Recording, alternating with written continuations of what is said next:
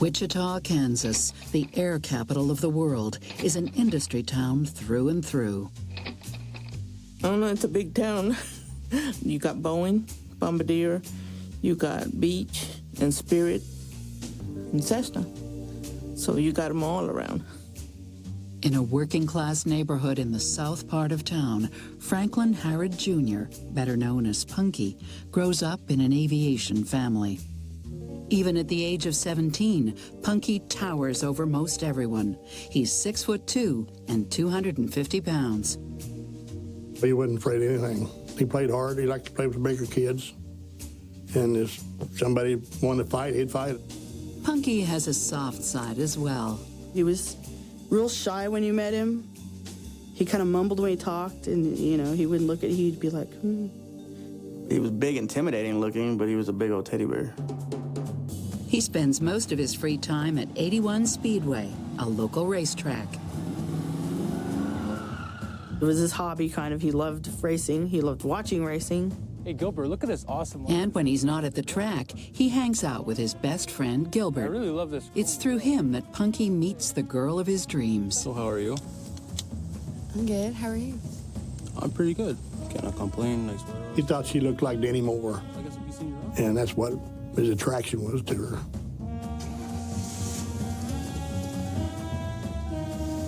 Wait! Punky went running after the car. Hey, hey. What's up? You want to go out? Yeah, all right, sure. Her name is Kelly Osborne. She's only 15 and already a bit of a heartbreaker. I'd always see guys looking at her. I mean, she was the type of girl, if you see her walking down the road, they would, you know, they'd always catch a glimpse or look at her. I did not know what to think of her because she was just real quiet, and she seemed really nice and everything, but it seemed like there was more layers behind that. While Kelly comes from the same working-class background as Punky, her home life is far from stable. Her mom and dad were divorced, and her mom was remarried, and her dad was remarried, and they both lived in Wichita, or around in the surrounding area. Punky is immediately smitten with Kelly. There's just one problem. Kelly's with Gilbert, Punky's best friend. Kelly and Gilbert dating, kind of, sort of, you know, off and on, and they were friends, too, you know. But the relationship isn't serious, and Kelly soon drops Gilbert for Punky. She dated all of their friends, which, to me, that's how it was. It's kind of like keeping it in a circle of friends. But while Gilbert may still have feelings for Kelly, he and Punky managed to stay friends. Him and Gilbert were, you know, best buddies all over again. They still hung out together. They went to school and run around a lot. Punky had a car. Gilbert did, I don't think. Once Punky and Kelly start dating, the relationship quickly turns serious. I'll meet you here after class. Perfect. They just seemed to get along great. They was always joking, hitting on each other, playing around. Punky was like head over heels with her. I mean, I was like, you're in love or are you obsessed? 2 years later, the young couple marries in an intimate ceremony in Texas, where most of Punky's relatives live. Kelly was all excited. Punky was all happy and chipper, and my dad even got a suit. My dad does not wear suits. The newlyweds settle in Andover, just outside Wichita, where Punky works as a janitor at a local high school. At his parents' request, Punky takes in his cousin George, who's been hanging out with a bad crowd. When I moved in with Punky, it was, you know, pretty much took me under his wing. Money's tight, but they make ends meet. Him working at the school, he wasn't making a lot of money. So I knew I had to go look for another job and try to help him out because I knew it was a struggle. Punky spends most of his time at work, while Kelly stays home, often with George, who is careful to keep his distance. The same can't be said for all of Punky's friends, especially one, Kelly's ex, Gilbert. He'd tell Punky that, hey, I came to see George, but he never talked to me. He would never talk to me. I mean, he'd always, you know, go try to, you know, talk to Kelly or whatever. I had some kind of suspicion about it. Well, maybe he still does like her because he's around here a lot. Psychotherapist Stacy Kaiser and forensic psychologist Brian Russell think the couple are flirting with trouble. I find it really strange that Punky's allowing Kelly's ex-boyfriend to be around. It makes me wonder if he's sort of a glutton for punishment. I mean, she had feelings for him once before, and she could have feelings for him again. It can be a volatile mix when you have one person who tends to be sort of flirtatious and you have another person who tends to be jealous fairly easily. And so to the extent that Kelly's previous partner seems to sort of be hanging around in their lives is a potential red flag for Punky and Kelly's relationship going forward. I worry about Kelly and Punky's relationship because Kelly's a flirt. She likes a lot of attention, and Punky doesn't like her getting that attention. And so I begin to wonder, how's he going to stop it? What's he going to do? And will he end up really angry? For now, everything's rosy. 7 months into the marriage, the couple gets some great news. Lisa, wake up, wake up. I'm like, what's wrong? What's wrong? He's like, Kelly's pregnant. I can't believe myself. She just told me the news. Kelly just told me that we're gonna have a baby. He's like, well, we're going out for a celebration breakfast at McDonald's because that's all I can afford right now.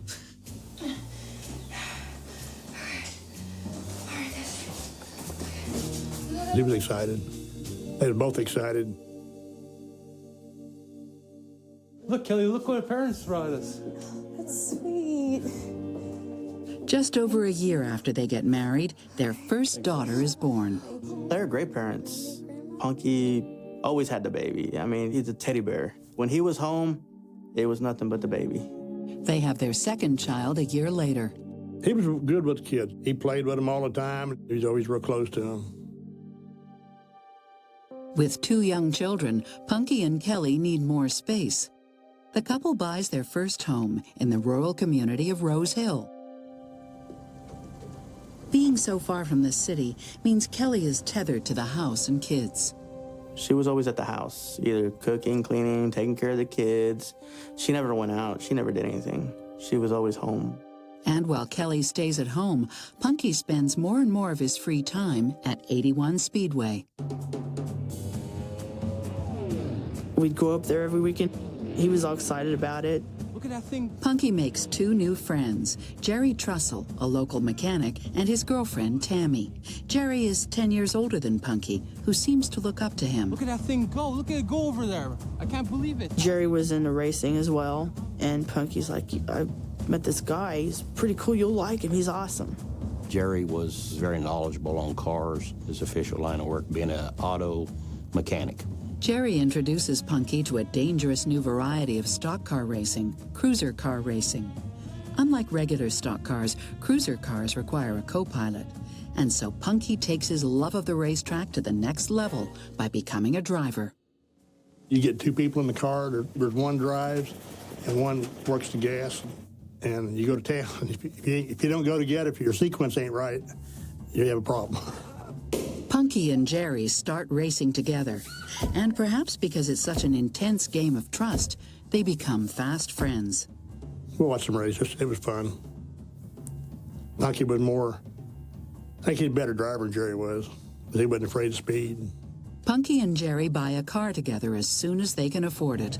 They bought an old clunker. It was an old piece of crap. He painted his number on there and Kelly's name. If Kelly feels left out, it doesn't last. Soon she grows close with Tammy.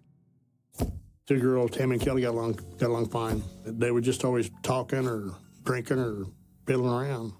You know how you get 2 women together and they discuss, oh, my husband, they complain about their husbands together. But the new couple is about to steer them in the wrong direction. Jerry was running a chop shop here in Wichita. There was more going on than just friendship.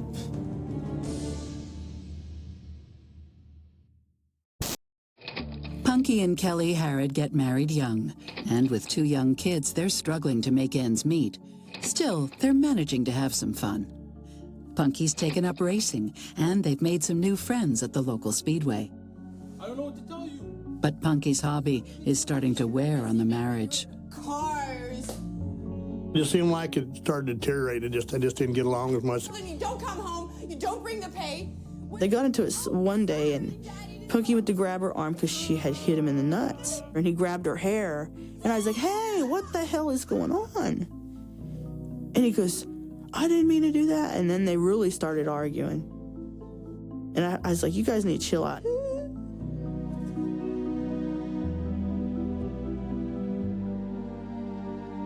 Not all their arguments are about the mundane. Rumor has it, Kelly may be cheating on Punky. Friends said when they would go over to Punky's house waiting on him to get off of work to hang out, you know, she would come on to them. Most of the rumors center around Gilbert, who still seems interested in Kelly.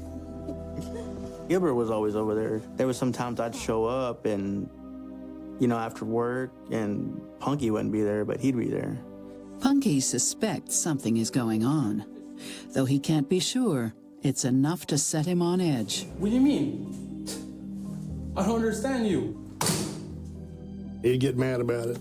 He was jealous. Things get so bad, police are repeatedly called to the house. And on more than one occasion, Kelly walks out on Punky. But she always comes home.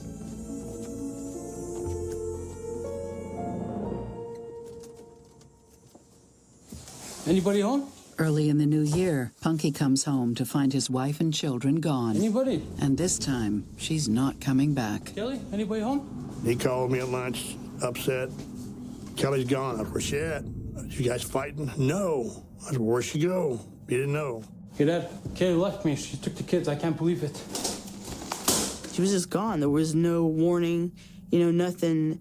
There was no major fight or nothing that made her take off. It was just, boom, she was gone. This can't be possible. And the kids with her. He was frantically run all over town, threatening to kill himself. Punky would go looking for her, would go talk to her dad, talk to her friends. He ended up coming and staying back with us at our house. He was depressed. As weeks go by, Punky is desperate to see his kids again. It was devastating. And he wanted the kids back. He wanted her back, but his main concern was kids. To make matters worse, Punky learns the rumors about Gilbert are true. His best friend confesses to sleeping with Kelly. Get off of my property. We had heard from someone that Punky and Gilbert got into it.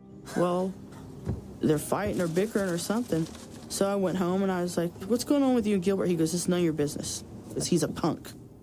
And that's all. I don't want to talk about it. And after that, Punky and him kind of cut corners, and you go your way and I go my way. Despite Kelly's infidelity, Punky wants her back. But first, he needs to find her. And I said, look, just divorce the Don't call her that. Don't call her that. I said, file for temporary custody of the kids. That way you bring her out in the open. Punky takes his dad's advice and files for divorce. His lawyer tracks down Kelly and the kids in Arkansas. And the lawyers found her, got her subpoenaed. Faced with the threat of losing her kids in a divorce, Kelly has had a change of heart.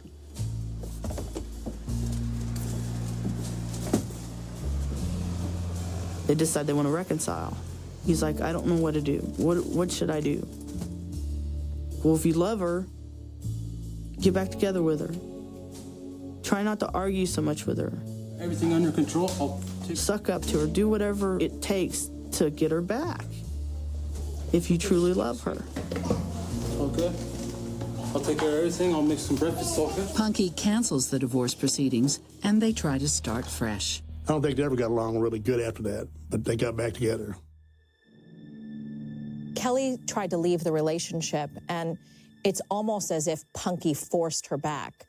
And so now she's living with him under duress, and she probably doesn't want to be there. There are people who sometimes come back together and make it work for the kids for some time after a situation like that happens. But more often than not, it doesn't work. It's short-lived if it happens at all. So what's going to happen is they're going to probably fight. There's going to be a greater escalation, and it could lead to violence. Perhaps to reduce the tension in their marriage, Punky and Kelly are spending more and more time with their new friends, Jerry and Tammy.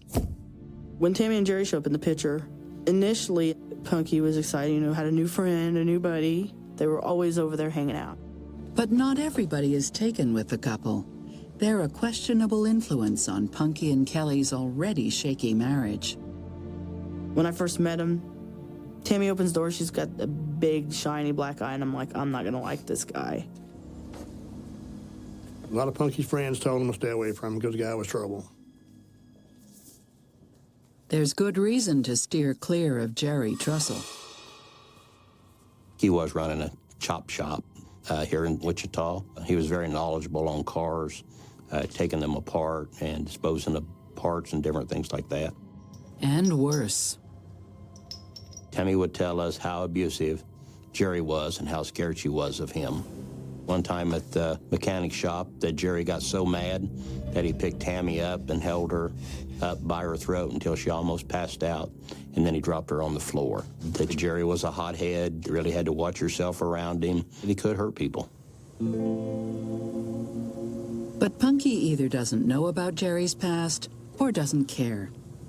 And when in June 1997, Jerry and Tammy are evicted from their home in Wichita, Punky is there to bail them out. But Jerry might be looking for another kind of hospitality. Jerry and Kelly don't even mess around. Punky was like, what the hell?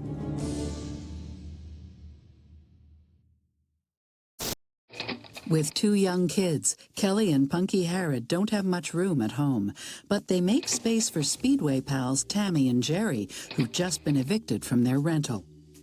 It's a tight squeeze. It was Punky and Kelly and my grandkids, and then Tammy and Jerry and their kids.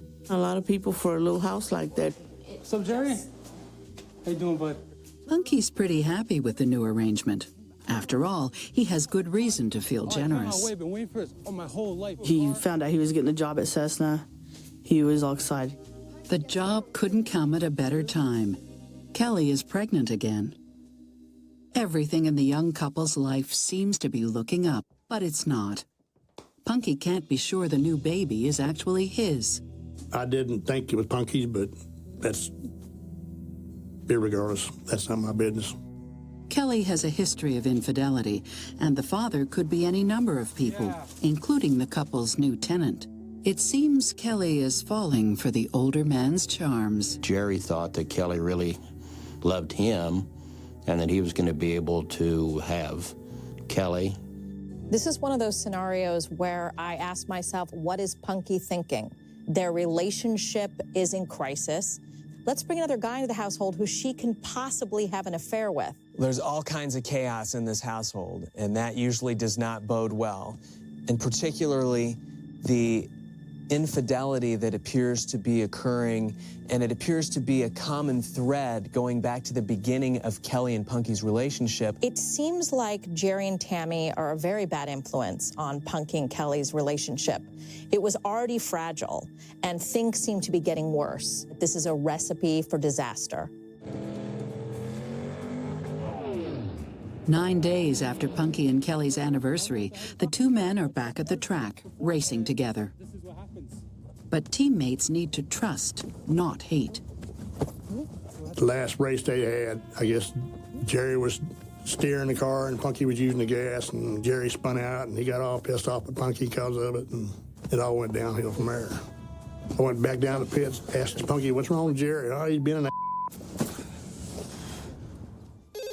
The next time Punky speaks with his dad, he's obviously upset, but he won't say why. Everything's okay. I asked him, is something wrong? No, nothing wrong, but I could tell in his voice something was wrong.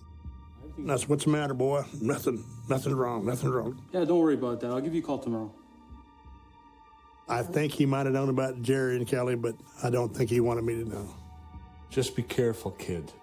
Bye, Dad. Franklin never has the opportunity to ask his son again. The next day, Punky disappears. Kelly's story was, I was in the shower, and he popped his head in and says, I'm going to run and go get some cigarettes. I'll be right back. And that a car pulled up. He got into it, never came back.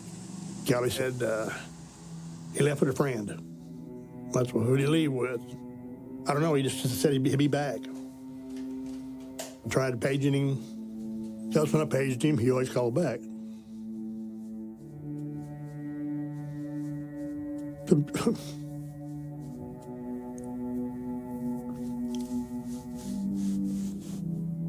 Sometimes it take 2 times, but he always called back.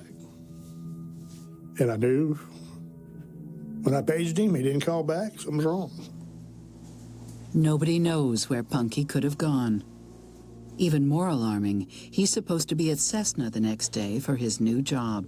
But he never showed up. He never showed up. And he was supposed to start out there and get a better life for his kids. You know? Kelly is strangely calm when she files a missing persons report.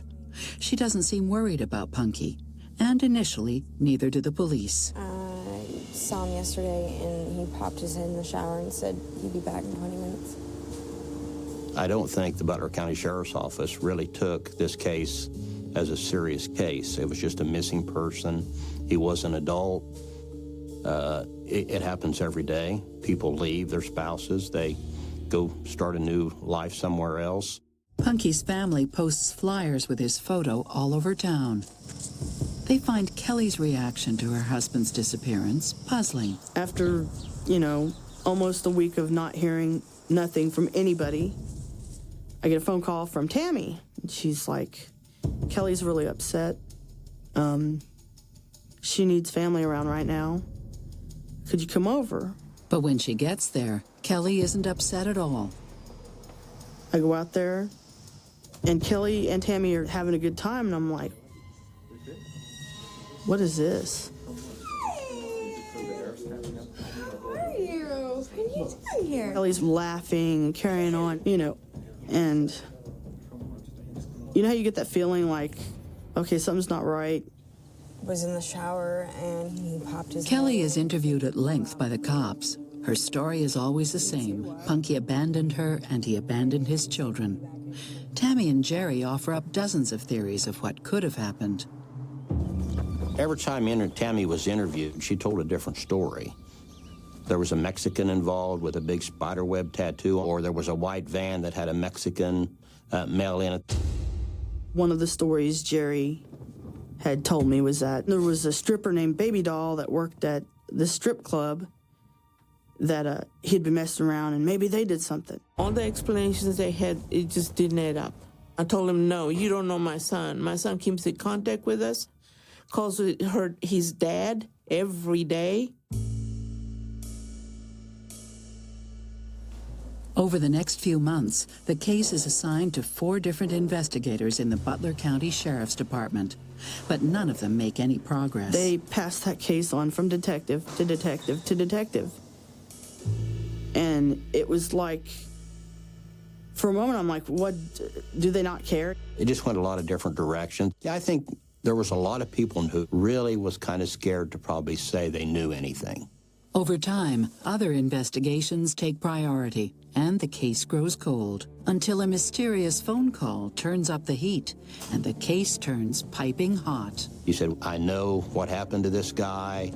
I need to talk to someone. That's not possible.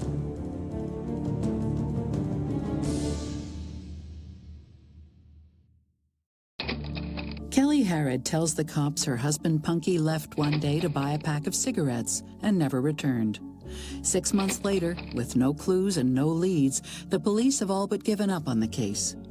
But not his father. I call the cops every day. Check. We don't know nothing. We don't know nothing. I said, what do you want me to do? I said, I want you to find my kids. Excuse my French.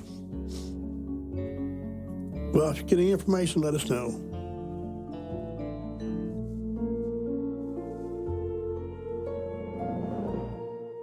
It was the persistence calls from Frank Harrod, the father of Punky, that I think kept this case alive.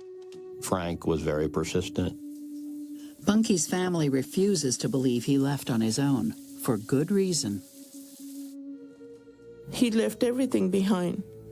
His truck, his keys, his cigarettes. He never went nowhere without his cigarettes. We all know there's such a thing as the deadbeat dad. But what is very rare is a parent who is active in their kids' lives and then literally disappears on a moment's notice, never to be heard from again. I thought it was strange that Punky just vanished and disappeared. Most people who might want to leave their wife and kids would still have some contact with other relatives or friends, and he hasn't done that. That is incredibly rare. I'm suspicious immediately when I see that. Months pass and the Harrods see less and less of Kelly. One day, Frank calls her only to discover she has left town after selling the couple's house. She doesn't leave a forwarding address. The house is open, we go in. All that's left is Punky's belongings. There's wine bottles, beer bottles, a blanket that I had crocheted for him, stuff like that. They was gone. Everything gone. We didn't know where they was. And there's more shocking news. The Harrods track down Punky's old racing pals, Tammy and Jerry. Tammy reveals that Kelly gave birth to another daughter 5 months after Punky's disappearance. Kelly's moved to a new state with the kids and settled down with a new man.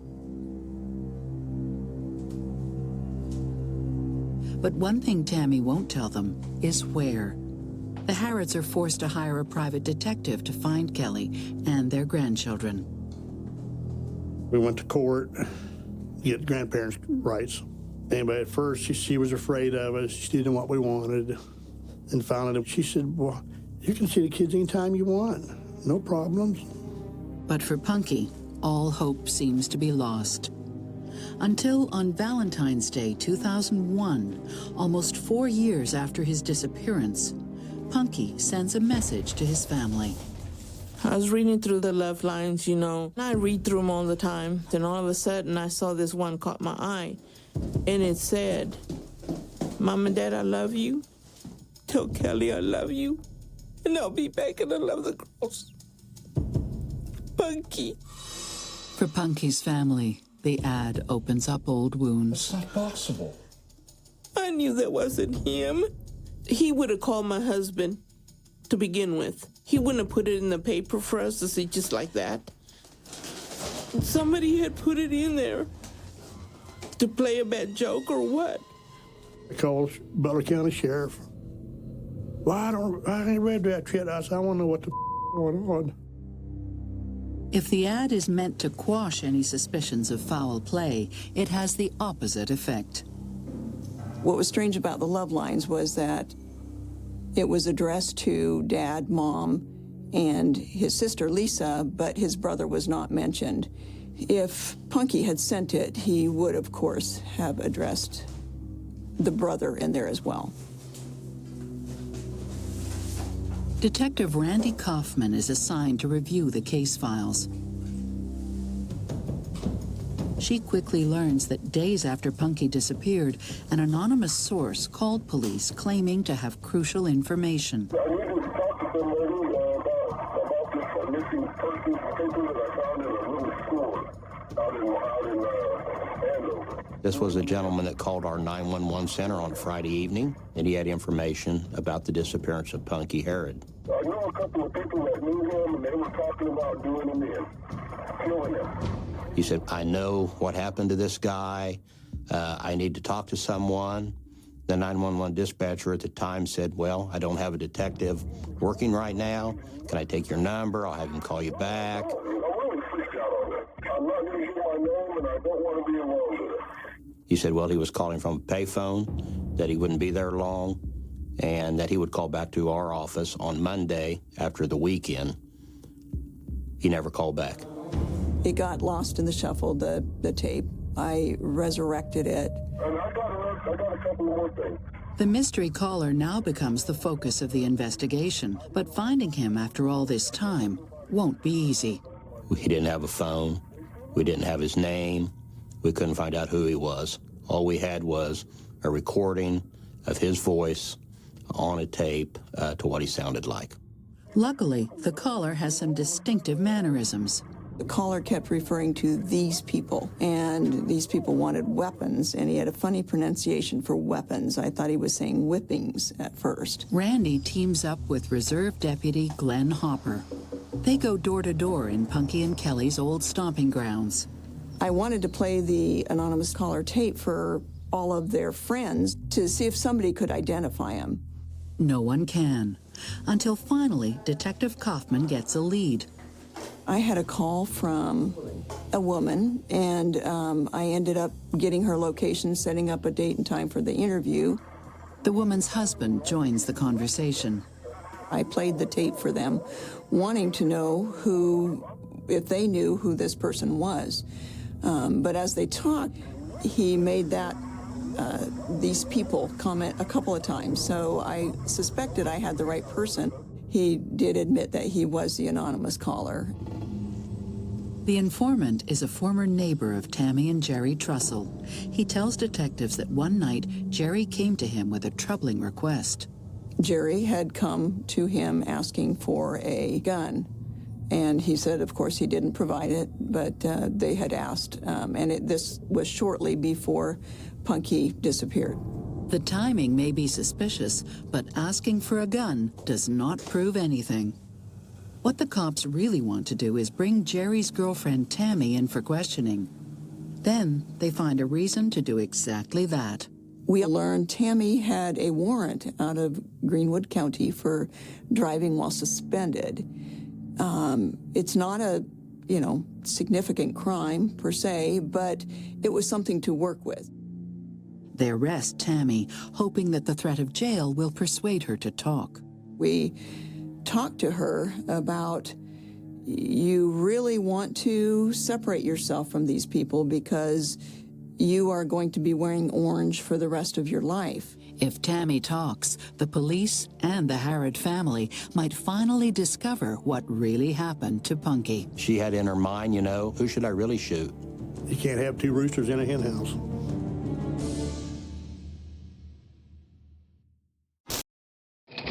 Punky Harrod disappears without a trace. His wife Kelly moves on, too quickly perhaps, with a new kid and a new boyfriend.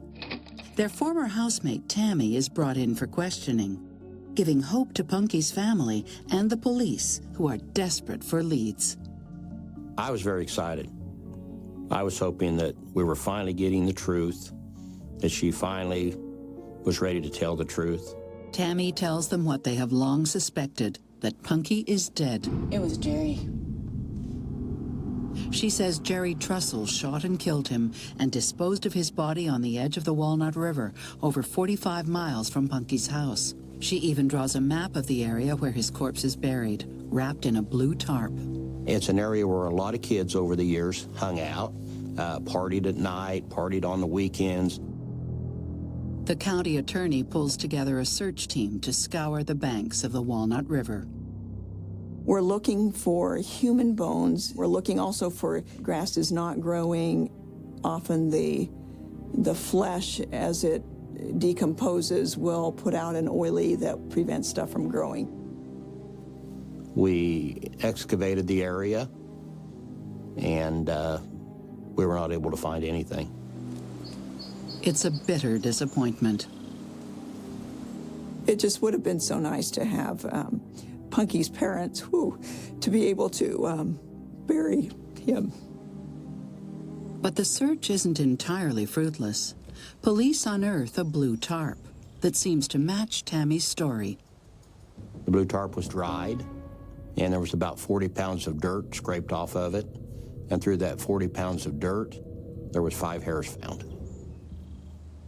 5 hairs of unknown origin. The FBI determined that there was 3 human hairs and 2 animal hairs. We felt we had enough probable cause then to write search warrants. They asked for human blood, hair, and buccal swabs off the people we suspected, that being Tammy, Kelly, Jerry.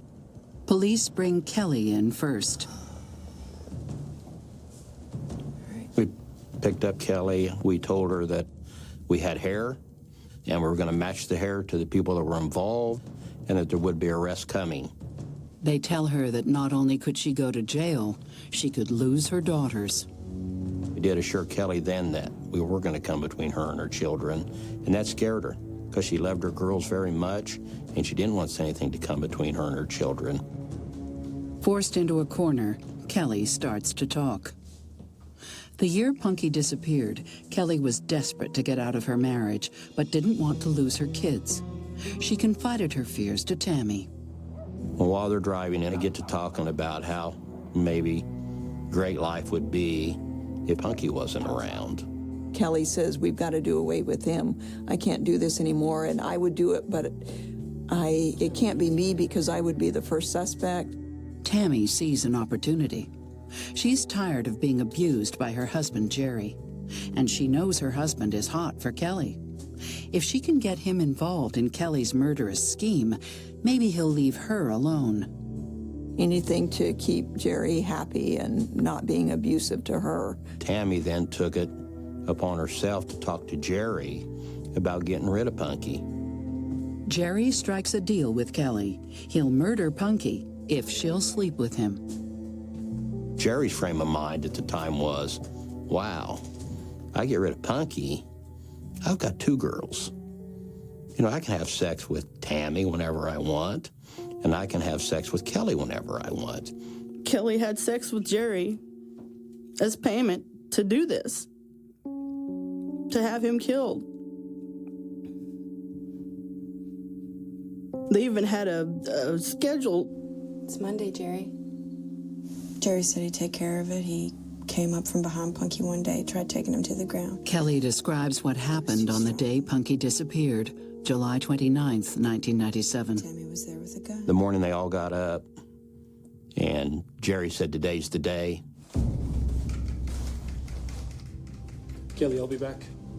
Jerry walked by Kelly and went outside, and Tammy went running out there right after him, and they had told her, stay in the house, keep the kids in the house. When Punky came outside, Jerry started picking a fight with him. I know my brother when it comes to fighting. If it's your friend, you don't fight hard. So Jerry and him were wrestling around on the ground, and Punky's like, what is your problem, dude? What is your deal? Punky was a very good-sized man and weighed quite a bit. But you have to understand Jerry Trussell. Jerry Trussell was small in stature, but he was very, very strong and crazy. He was Alabama strong, is the way people described it to us.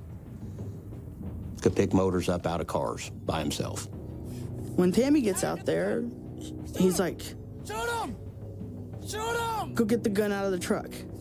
She went and got it and come back and had it pointed at them. Jerry was saying that she had in her mind, you know, who should I really shoot? Should I shoot Jerry or should I shoot Punky? If I shoot Jerry, a lot of my problems would be over with him beating me, wanting to have sex with other women. You have to remember that Tammy was very, very scared of Jerry.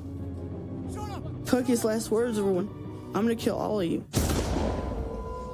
And she shot him and he was dead.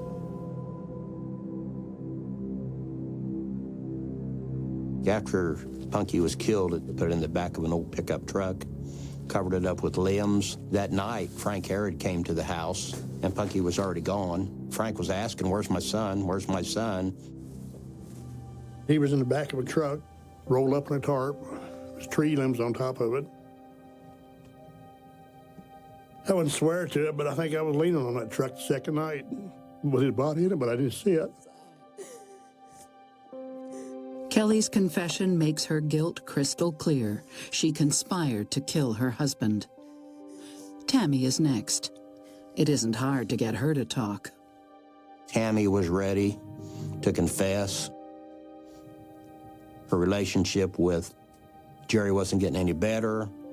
Her daughter was getting a little older. And I just think that she wanted it to come to an end. I think she really thought in her mind that maybe going to prison and getting away from Jerry was a better life. She admits to her role in the killing and the cover-up. Tammy actually had put those ads in, trying to throw investigators off because she thought we were getting closer to making an arrest or finding out what had happened to Punky Herod. I think she felt very guilty that she hadn't come clean earlier and put all of us through that. Tammy and Kelly cracked under pressure when being pressed by law enforcement. And what that tells me is that ultimately these women were worried about themselves and what was going to happen to them.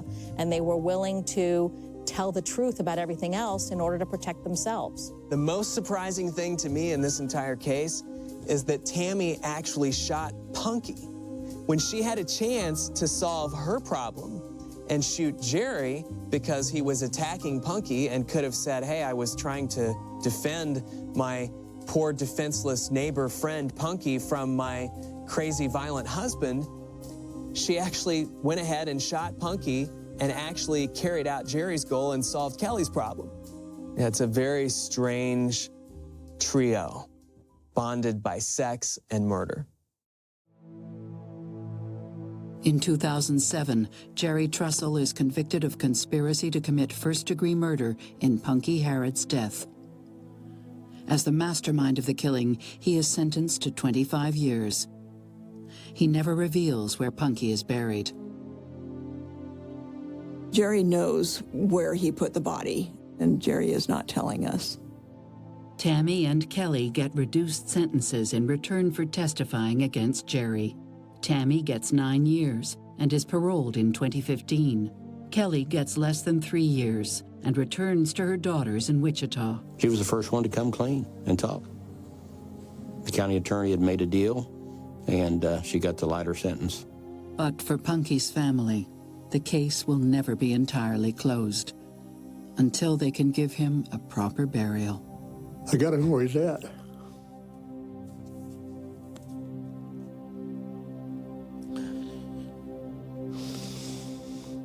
Talk about closure. We'll never have it until we find him. I can't pay tribute to my brother. There's nowhere to go. There's no grave to go to. But without his body, we won't have a funeral. It haunts me, you know.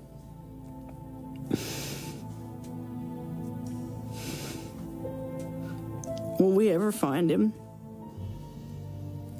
So we can put him to rest. And somebody out there knows where he's at. They know where he's at.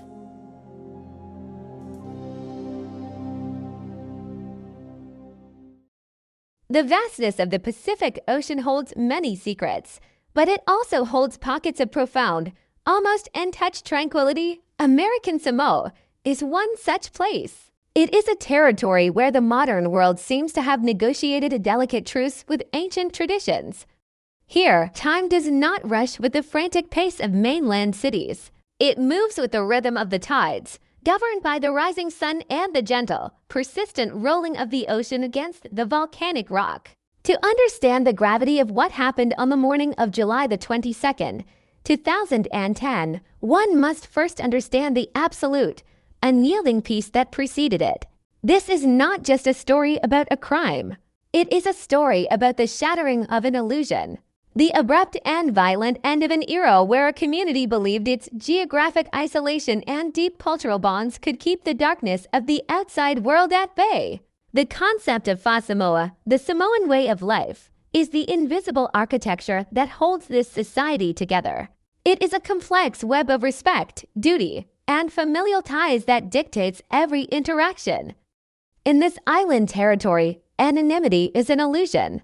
Everyone is connected, if not by direct bloodlines, then by shared history, by the village councils, by the deeply intertwined roots of community life. When conflicts arise, they are traditionally settled not through cold judicial processes, but through the intervention of Matai, the local chiefs, and through communal dialogue. Forgiveness and reconciliation are woven into the very fabric of existence. It is a place where doors are rarely locked, where neighbors raise each other's children, and where the concept of extreme, premeditated violence feels like a foreign language, something seen on television screens but never witnessed on their own streets. Fagatogo, the administrative center of American Samoa, sits nestled against a deep natural harbor. Even as the seat of the territorial government, it retains the soul of a village. On any given morning, the air is thick with humidity and the scent of salt and tropical flowers. The sounds of the town waking up are a symphony of normalcy. You can hear the distant hum of fishing boats leaving the harbor, the sweeping of steps, the rustle of palm fronds in the gentle trade winds, and the warm, melodic exchanges of people greeting each other in their native tongue. Men and women walk to work wearing traditional attire, brightly colored fabrics that reflect the vibrancy of their surroundings. It is a place of vivid colors and soft edges, completely devoid of the harsh, cold, metallic realities that characterize urban jungles. At the heart of Fagatogo stands the temporary High Court building. On most days, the area outside this building is a bustling hub of civic life. Clerks, lawyers, judges, and citizens gather in the parking lot and the surrounding walkways. It is an environment built on order and procedure, but it is deeply infused with the casual warmth of island life. People do not just pass each other blindly. They stop, they linger, they inquire about families and upcoming social events. The court is the ultimate symbol of law and order on the island, but it is an order that has always been maintained through mutual respect rather than overwhelming force. The police officers who guard this peace are not seen as an occupying force or a separate, militarized entity. They are brothers, uncles, and sons. Detective Leusilla Brown was the very embodiment of this dynamic. To look at him on a normal morning was to see a man perfectly in tune with his environment. He did not carry the hardened, cynical demeanor so often associated with veteran detectives in major metropolitan areas. He moved with a quiet dignity, a presence that commanded respect not through intimidation, but through earned trust. He was a senior officer, highly respected, yet profoundly approachable. On a typical day, he would blend seamlessly into the morning crowd. He was known to stop for his morning coffee, taking the time to stand in the warm sunlight and converse with the people he was sworn to protect. He did not wear heavy tactical gear. He did not project an aura of suspicion. His authority was derived from his character and his deep integration into the community. Consider the profound vulnerability of this setup. In many parts of the world, a police officer operates from behind layers of physical and psychological armor. They expect hostility. They are trained to anticipate the worst from the citizens they encounter. But Detective Brown operated in a paradigm where trust was the primary shield. The cultural expectation of nonviolence, the deep-seated respect for authority figures, and the tightly knit social fabric created an invisible barrier that had protected the officers of American Samoa for generations. When Detective Brown stood in the parking lot outside the High Court, discussing an upcoming traditional ceremony with an acquaintance, he was standing in what he and everyone else on the island considered to be one of the safest places on earth. He was armed with the law and the respect of his people, completely unaware that this invisible shield was about to be tested against something it was never designed to withstand. The morning of July the 22nd began exactly like thousands of mornings before it. The sun climbed higher over the Pacific, casting long shadows across the pavement of the Fagatogo parking lot. The humidity began to rise, signaling another warm, tropical day. Employees of the court arrived, carrying files and briefcases. Police officers milled about near their patrol vehicles, preparing for the day's assignment. The atmosphere was incredibly relaxed. There was a sense of routine, of profound predictability. No one was looking over their shoulder. No one was scanning the perimeter for threats. The mindset of the entire territory was rooted in a deeply held belief that certain things simply do not happen here. The extreme violence of the outside world, the kind of violence that involves high-powered weaponry and indiscriminate targeting, was a concept that existed entirely outside their reality. This profound piece makes the introduction of an instrument of war all the more jarring. It is a contrast that the human mind struggles to process. When one visualizes the vibrant, sun-drenched streets of Fagatogo, the image of a cold, black, military-grade assault rifle is entirely incongruous. It is an object designed solely for the rapid and efficient destruction of human life, an object of cold angles and lethal purpose. To bring such a weapon into the heart of Samoa is not just to commit a crime. It is to introduce a terrifying alien element into a closed ecosystem. It represents an extreme escalation, a deliberate severing of the social contract that had kept the island safe for decades. The mere presence of this weapon in this setting signifies a level of premeditation and a depth of grievance that is deeply unsettling. As Detective Brown stood near his patrol vehicle, the world around him was functioning exactly as it always had. The conversations were light, the mood was ordinary. He was a man who had dedicated his life to maintaining the delicate balance of justice and tradition on his island home. He understood the nuances of his community, the intricate relationships, the histories of the families he served. He was a protector who did not need to hide behind barricades. But the rules of engagement were about to be rewritten in the most brutal fashion imaginable. The transition from absolute peace to unimaginable horror would not be gradual. It would not come with a warning. It would arrive in a fraction of a second, tearing through the morning air and shattering the profound stillness of the Pacific territory forever. This is the story of that transition. It is an exploration of how a community built on harmony responds when it is confronted with an act of pure, unadulterated aggression. It is an examination of the deep wounds inflicted not just on the flesh of a respected detective, but on the collective psyche of a people. When a society that operates on trust is suddenly forced to confront the necessity of armor, something fundamental is lost. The events that unfolded outside the High Court in Fagatogo would force American Samoa to look inward, to question its deepest beliefs about justice, punishment, and the changing nature of the world.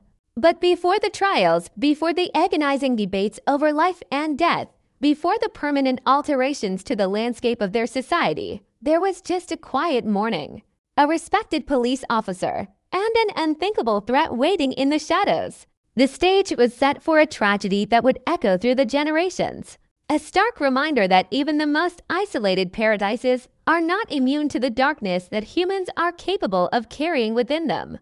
The geography of American Samoa itself plays a crucial role in shaping the psychology of its inhabitants. It is a small cluster of islands, mere specks on the vast canvas of the South Pacific Ocean. This extreme physical isolation breeds an intense psychological intimacy. When you cannot easily drive to another state or disappear into a sprawling metropolis, you are forced to live in close proximity with your neighbors, your adversaries, and your past. The community is an inescapable reality. This closeness fosters incredible warmth and support, but it also means that grievances can simmer in close quarters. Yet, the overriding cultural imperative has always been to manage these grievances peacefully. The cultural infrastructure is designed to prevent the kind of explosive, catastrophic violence that plagues other societies. Detective Brown navigated this complex terrain with the skill of a master diplomat. Law enforcement in such an environment requires far more than just a badge and a gun. It requires an encyclopedic knowledge of family trees, historical disputes, and social hierarchies. An arrest is never just an administrative procedure. It is a social event with rippling consequences. Brown understood this implicitly. He was not just an enforcer of the law.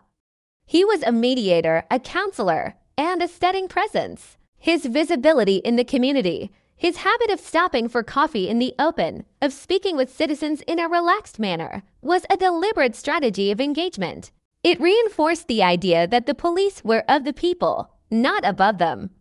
It was a beautiful system, reliant entirely on the unspoken agreement that certain lines would never be crossed. The architecture of the temporary High Court building itself reflected this transitional state of the territory. It was a functional space serving the needs of the judicial system, yet it lacked the imposing, fortress-like qualities of courts in more volatile regions. It was accessible.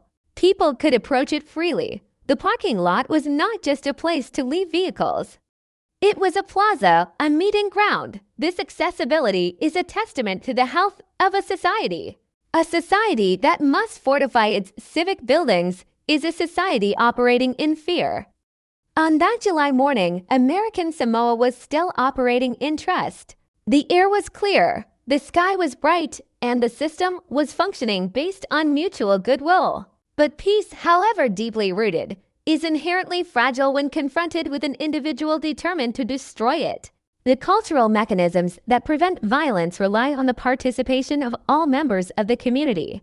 When one person decides to completely reject those mechanisms, to step outside the bounds of the social contract, the community is left exposed and defenseless. The impending arrival of a military-grade weapon into this space was the ultimate betrayal of the Samoan way. It was an act of profound disrespect not only to the victims, but to the culture itself. It represented an importation of mainland violence, a toxic element that the island ecosystem was entirely unprepared to process or repel. As we delve into the details of this heartbreaking case, it is essential to hold on to this image of the morning of July the 22nd. Remember the warmth of the air, the casual conversations, the deep sense of safety that permeated the parking lot. Remember Detective Leusila Brown, standing relaxed, a pillar of his community, entirely unaware that the peace he had spent his life defending was about to be violently torn away. This stark contrast between the profound tranquility of the opening scene and the absolute devastation that followed is the central tragedy of this story. It is the story of a paradise lost, of an innocence shattered, and of a community forever altered by a single, deafening sound that defied everything they believed about their home. To truly understand the magnitude of the loss suffered by the territory of American Samoa, one must first understand the man who was taken from them. Detective Leusila Brown was not merely an employee of the territorial government or a badge number in a precinct registry. In a society where lineage, elders, and titles dictate the flow of daily life, Brown had carved out a unique space that bridged the gap between the rigid statutes of modern law and the fluid, ancient traditions of Samoa. He was a veteran of the force, a man whose physical presence was as comforting to the law-abiding citizens as it was gently imposing to those who might consider straying from the path. He possessed a demeanor that spoke of decades spent navigating the complex social currents of the islands. His face carried the lines of a man who had seen the frailties of human nature but had somehow chosen to retain his faith in his community.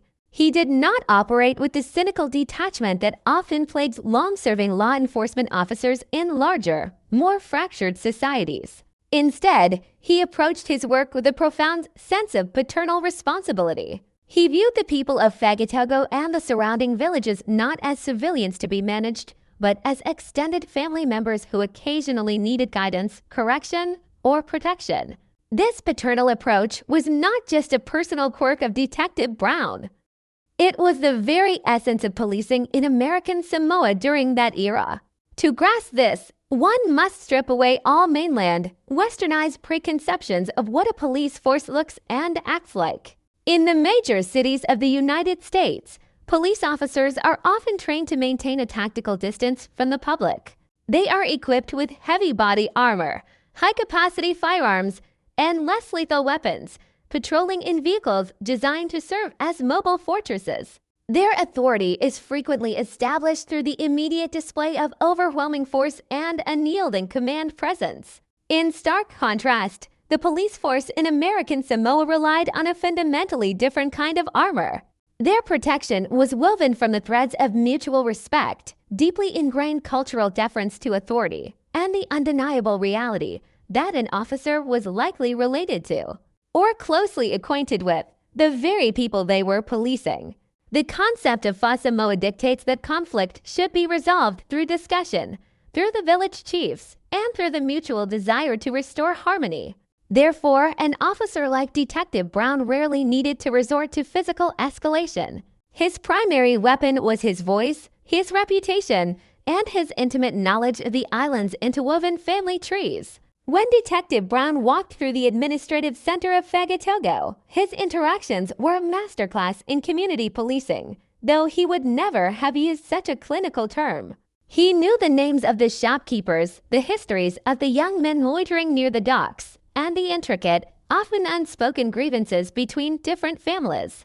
If a young person committed a minor offense, Brown was just as likely to drive them home and have a stern, respectful conversation with their parents or their village chief as he was to take them down to the station for booking.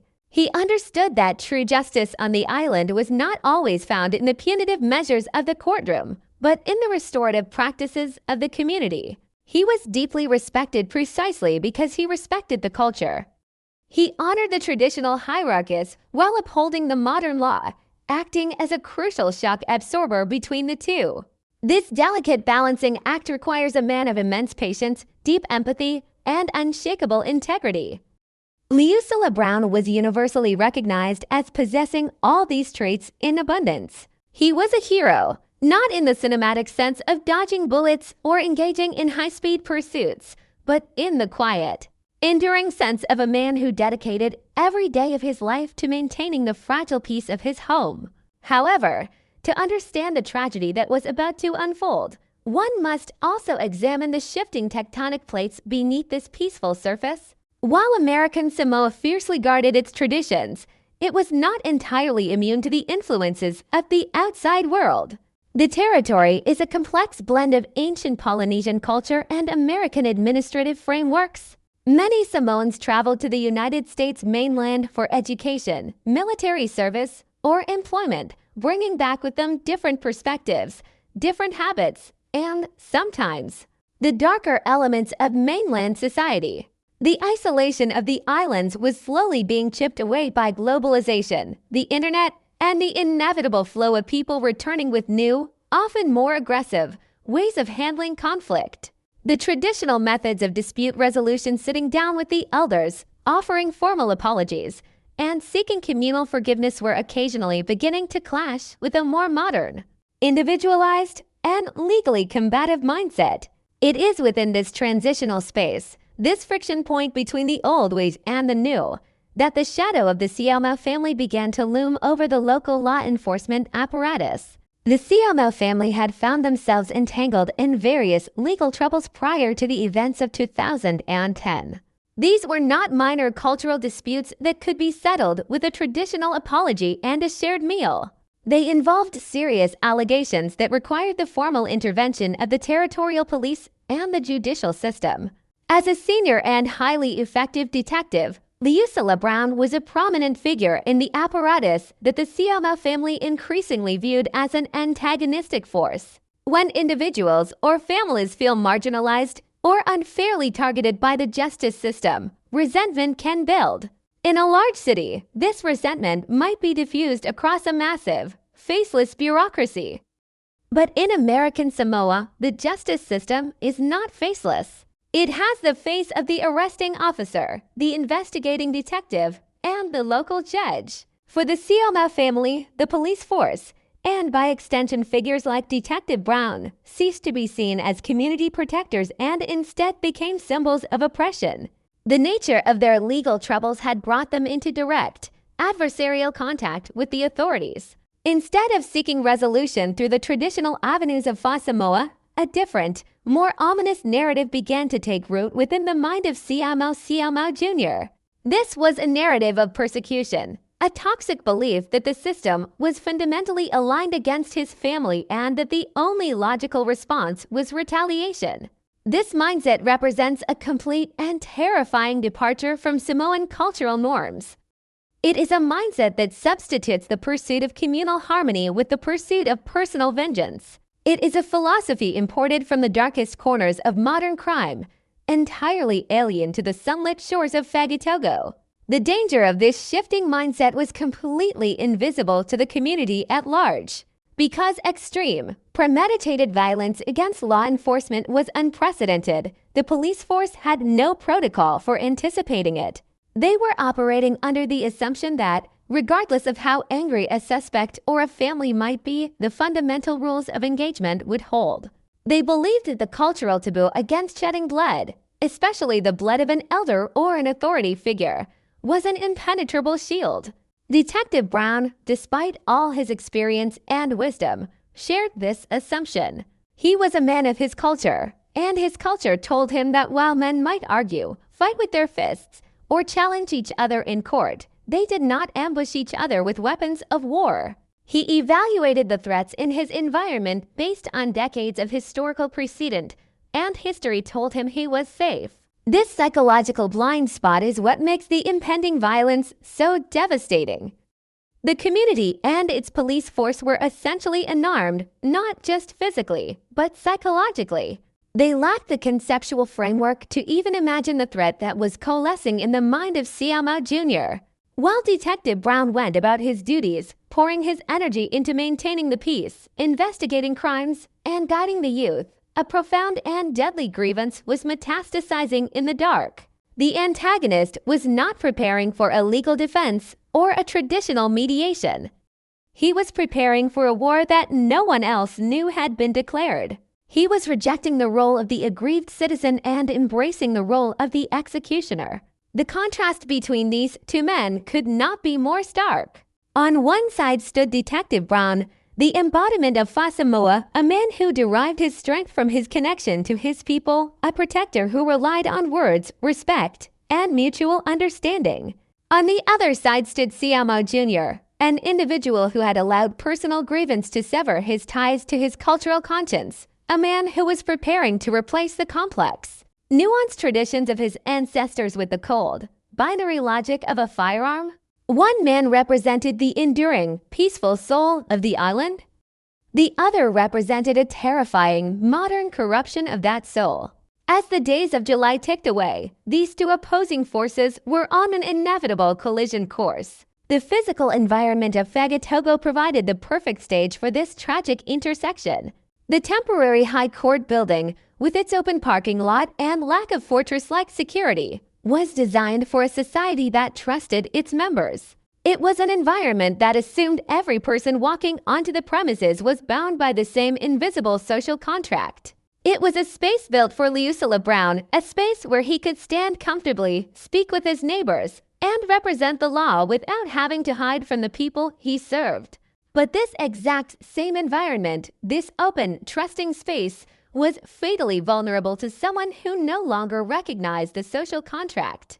To a predator, the openness of the Fagatogo court was not a symbol of civic health. It was a tactical advantage. It provided a clear line of sight, an unhindered approach, and a target completely unaware of the peril. As the morning of July the 22nd approached, the tension between the history of the island and its future reached a breaking point. The tranquil, everyday routines of the citizens, the dedicated service of the police officers, and the quiet dignity of Detective Brown were all suspended over a precipice. The community was entirely oblivious to the fact that their collective innocence was about to be stolen.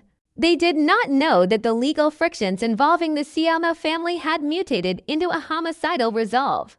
They did not know that the era of relying solely on the shield of mutual respect was coming to a brutal end.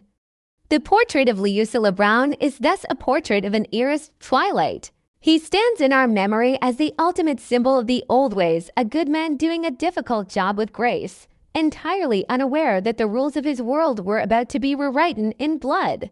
The stage was set, the actors were moving into position, and the profound, enduring peace of American Samoa was about to be shattered by an act of violence so extreme, so out of place, that it would forever divide the island's history into a before and an after. The morning of July the 22nd, 2010, was unfolding with the unremarkable and comforting rhythm that characterizes life in Fagatogo. The sun had already burned off the early morning mist, replacing it with the heavy, familiar humidity of the South Pacific. The parking lot of the temporary High Court was functioning exactly as it was designed to function, serving as a transitional space between the everyday life of the island and the formal proceedings of the territorial justice system. It was a space filled with the mundane choreography of civic duty. Lawyers reviewed their legal pads while leaning against the warm hoods of their sedans.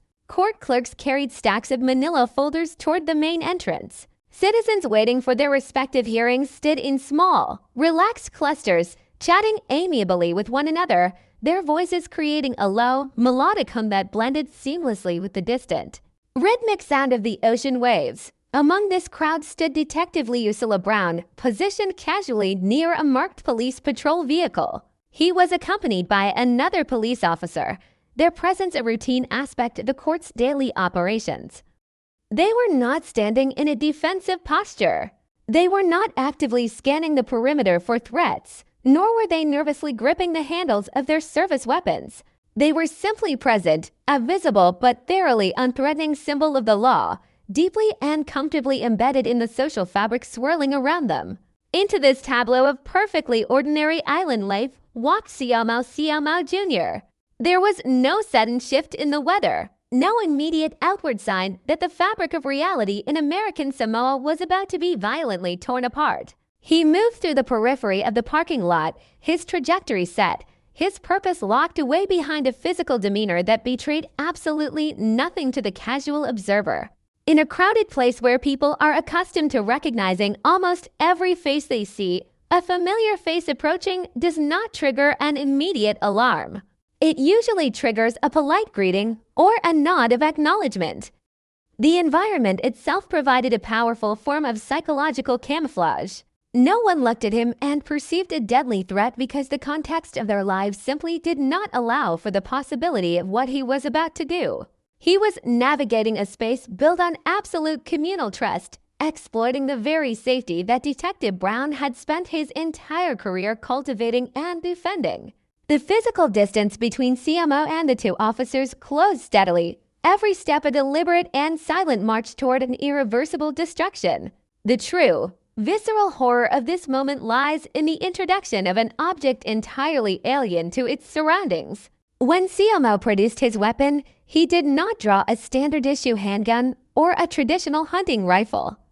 He brought forth a military-grade assault rifle.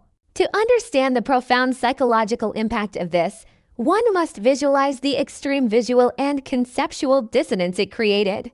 Fagatogo is a place of soft breezes, vibrant floral patterns, and weathered volcanic stone. An assault rifle, by contrast, is an instrument of pure, unyielding brutalism. It is a machine constructed of cold, matte black metal and hardened synthetic plastics, engineered with mathematical precision for the sole, terrifying purpose of discharging high-velocity projectiles at a rapid rate. It is a weapon designed explicitly for the battlefields of war zones, meant to suppress enemy combatants and tear through heavy body armor. Its very presence in the bright morning light of the High Court parking lot was an obscenity. It was a heavy, cold intrusion of mainland carnage into a Polynesian sanctuary. The weapon represented a terrifying escalation, a physical manifestation of a grievance so deep and so toxic that it required a tool of mass destruction to express itself. There was no shouted warning. There was no angry demand, no final exchange of heated words, no opportunity for any form of de-escalation. The traditional Samoan methods of conflict resolution, the talking, the mediation, the recognition of shared humanity and community ties were completely and ruthlessly bypassed. Siamo raised the heavy assault rifle and leveled the barrel directly at Detective Brown and his fellow officer. And then, the profound stillness of the island was shattered completely. The sound of an assault rifle being fired at close range in an enclosed architectural space, surrounded by concrete and the walls of the courthouse, is not just incredibly loud, it is a concussive event. It is a physical wave of force that punches the air out of your lungs and violently assaults the eardrums. The weapon roared to life, unleashing a devastating volley of high-velocity ammunition. The rounds tore through the humid tropical air with terrifying speed, finding their human targets with brutal, mechanical efficiency. Detective Liusila Brown, a man who had dedicated his life to protecting his community without the need for heavy tactical armor, was struck multiple times. The injuries inflicted by such a powerful military weapon at close range are instantly catastrophic. There was absolutely no chance for him to draw his own weapon, no chance to seek cover behind the patrol car, no chance to fight back or defend himself. The violence was absolute, overwhelming, and devastatingly swift. He collapsed to the unyielding pavement, his life being violently ripped away from him in the very shadow of the courthouse he had served for so long. The second officer, standing nearby, was also caught in the unforgiving hail of gunfire, suffering severe and traumatic physical injuries as the deadly projectiles ripped through the morning air and tore into his body. The reaction of the civilian crowd in the parking lot during those initial fractions of a second is a crucial and heartbreaking psychological element of this tragedy. In mainland cities where gun violence is a tragically recognized and anticipated phenomenon, The sound of sudden gunfire triggers an immediate, primal survival response. People instinctively duck, scatter, and run frantically for their lives. But the people of American Samoa had not been conditioned by this brutal modern reality. When the deafening cracks of the assault rifle echoed across Fagatogo, the immediate reaction was not widespread panic, but a profound, paralyzing confusion. The human brain relies heavily on established patterns and past experiences to interpret sudden sensory input. For the clerks, the lawyers, and the citizens standing near the courthouse, the mental pattern for an active shooter wielding a military weapon simply did not exist. Their minds could not immediately reconcile the terrifying noise they were hearing with the physical reality they thought they inhabited. The camera lens of history, if it were rolling in that precise moment, would have captured a surreal and haunting scene. Dozens of people were frozen in place, their eyes wide with sheer disbelief, staring blankly at the shooter and the fallen officers. It was a moment of collective cognitive dissonance. They were witnessing an utter impossibility. They were watching a nightmare unfold in broad daylight, and their bodies remained firmly rooted to the pavement as their brains desperately tried to process an event that defied every rule and expectation of their existence. This eerie, frozen silence, this temporary suspension of reality, lasted only a fleeting moment, but in the context of extreme trauma, it felt like an eternity. Then, the protective illusion shattered completely, and the raw reality of the horror rushed in to fill the void. The paralysis broke, replaced instantly by the chaotic, desperate scramble for basic survival. Terrified screams pierced the morning air, mingling with the lingering, ringing echoes of the gunfire. People dove frantically behind parked vehicles, scrambled blindly toward the entrances of nearby buildings, and threw themselves flat onto the concrete in a desperate bid to escape the deadly line of fire. Amidst this sudden explosion of terror and mass confusion, the response from the surviving law enforcement personnel and several incredibly brave bystanders was exceptionally swift and decisive. Despite the overwhelming shock and the devastating sight of their fallen comrades bleeding on the ground, the immediate, active threat had to be neutralized. Siamo Jr. was quickly converged upon and physically subdued right there in the parking lot before he could unleash further devastation. The heavy weapon of war was wrested from his control, effectively putting an end to the immediate physical danger. But the catastrophic damage had already been done, and it was absolute. As the shooter was forcefully pinned to the ground and the metal handcuffs were locked tightly into place, the immediate focus of the horrified crowd shifted entirely to the victims. Desperate, frantic attempts were made to render emergency medical aid to the two fallen men. The second officer, though grievously wounded and bleeding heavily, was clinging to life, his survival a small, fragile miracle amidst the senseless carnage. He would eventually endure a long, agonizing road to physical recovery, carrying the deep scars of that morning for the rest of his life. But for Detective Leusilla Brown, there would be no recovery, no miraculous survival. The catastrophic physical trauma inflicted by the high-velocity assault rifle was far too severe for any medical intervention. The highly respected elder, the seasoned and empathetic investigator, the gentle giant of the American Samoa Police Force, succumbed to his massive injuries right there on the unforgiving pavement of the High Court parking lot. He died in the very heart of the community he had sworn to protect, surrounded by the panicked citizens who had known, loved, and respected him. The blood pooling on the sun-warmed concrete was far more than just the tragic end of a good man's life. It was a dark, permanent stain that would forever alter the perception of safety and security in the territory. The absolute, unyielding finality of the violence stood in stark, sickening contrast to the beautiful, peaceful morning that had preceded it just moments before. In the brief span of a few terrifying seconds, a personal legal grievance had been violently elevated to an act of domestic terror. The rapid apprehension of the shooter provided a swift end to the tactical threat, but it offered absolutely no comfort, no immediate sense of justice, and no relief from the crushing weight of the loss. As the piercing wail of ambulance sirens began to sound in the distance, tearing through the normally peaceful soundscape of Fagatogo, The survivors trembling in the parking lot were left to grapple with an incomprehensible new reality. They had witnessed the unthinkable. They had seen the cold, physical manifestation of hatred tear effortlessly through their island sanctuary. The heavy silence that followed the gunfire and the screaming was not the peaceful stillness of a tropical island morning. It was the suffocating, heavy silence of profound, collective trauma. The era of innocence in American Samoa had not faded away gradually over time. It had been brutally executed in broad daylight, leaving behind a shattered community and a deep, agonizing void that could never truly be filled. The immediate aftermath of the shooting in Fagatogo was a blur of frantic activity and paralyzed shock.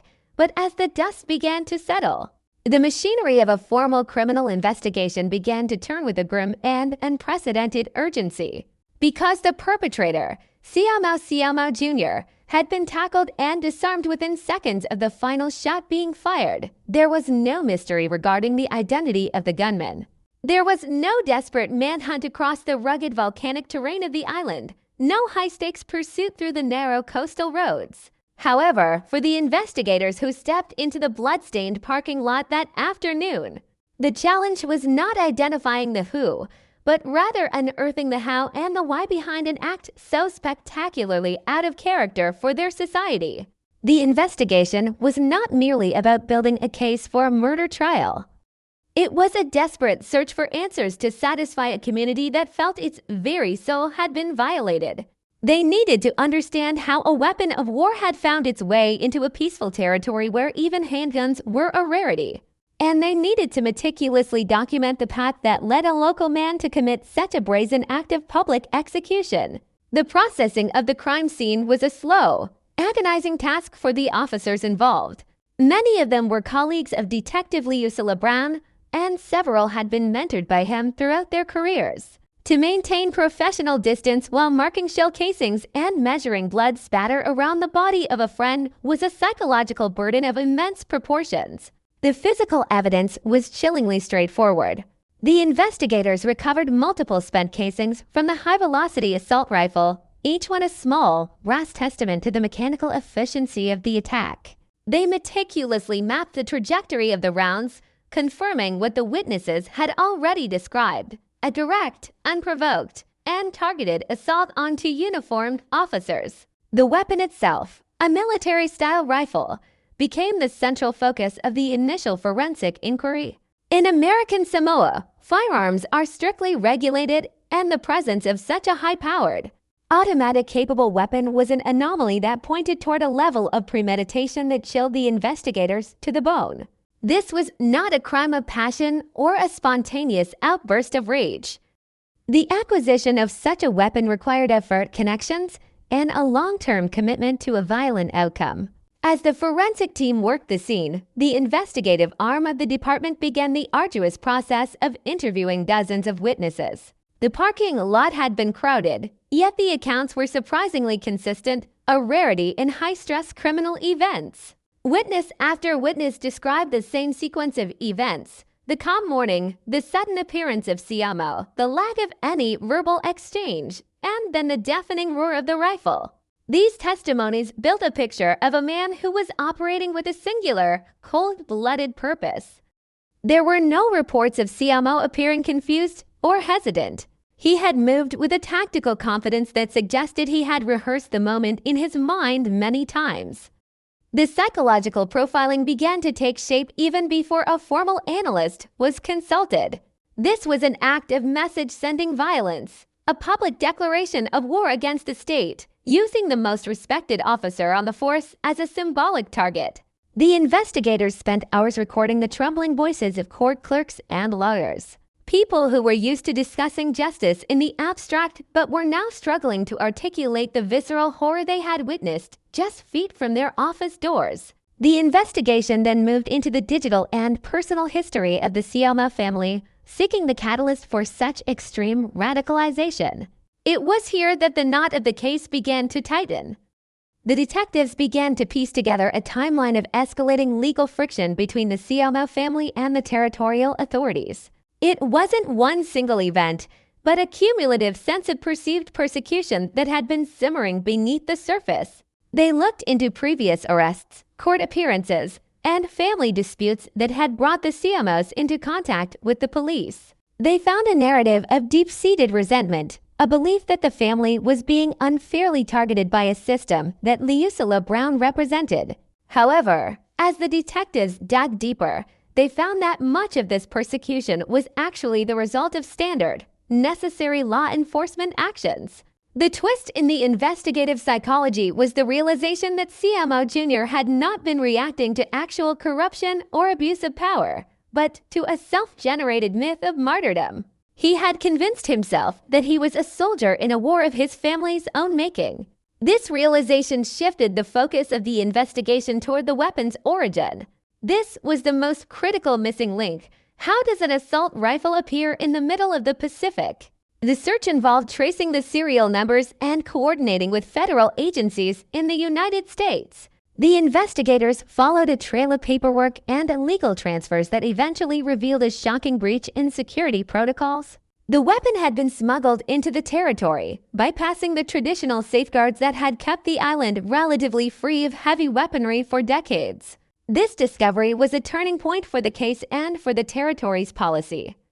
It proved that the ocean was no longer a sufficient barrier against mainland-style violence. The investigation revealed that CMO had not only planned the killing, but had navigated a complex, illegal black market to ensure he had the firepower necessary to commit an execution rather than just an assault.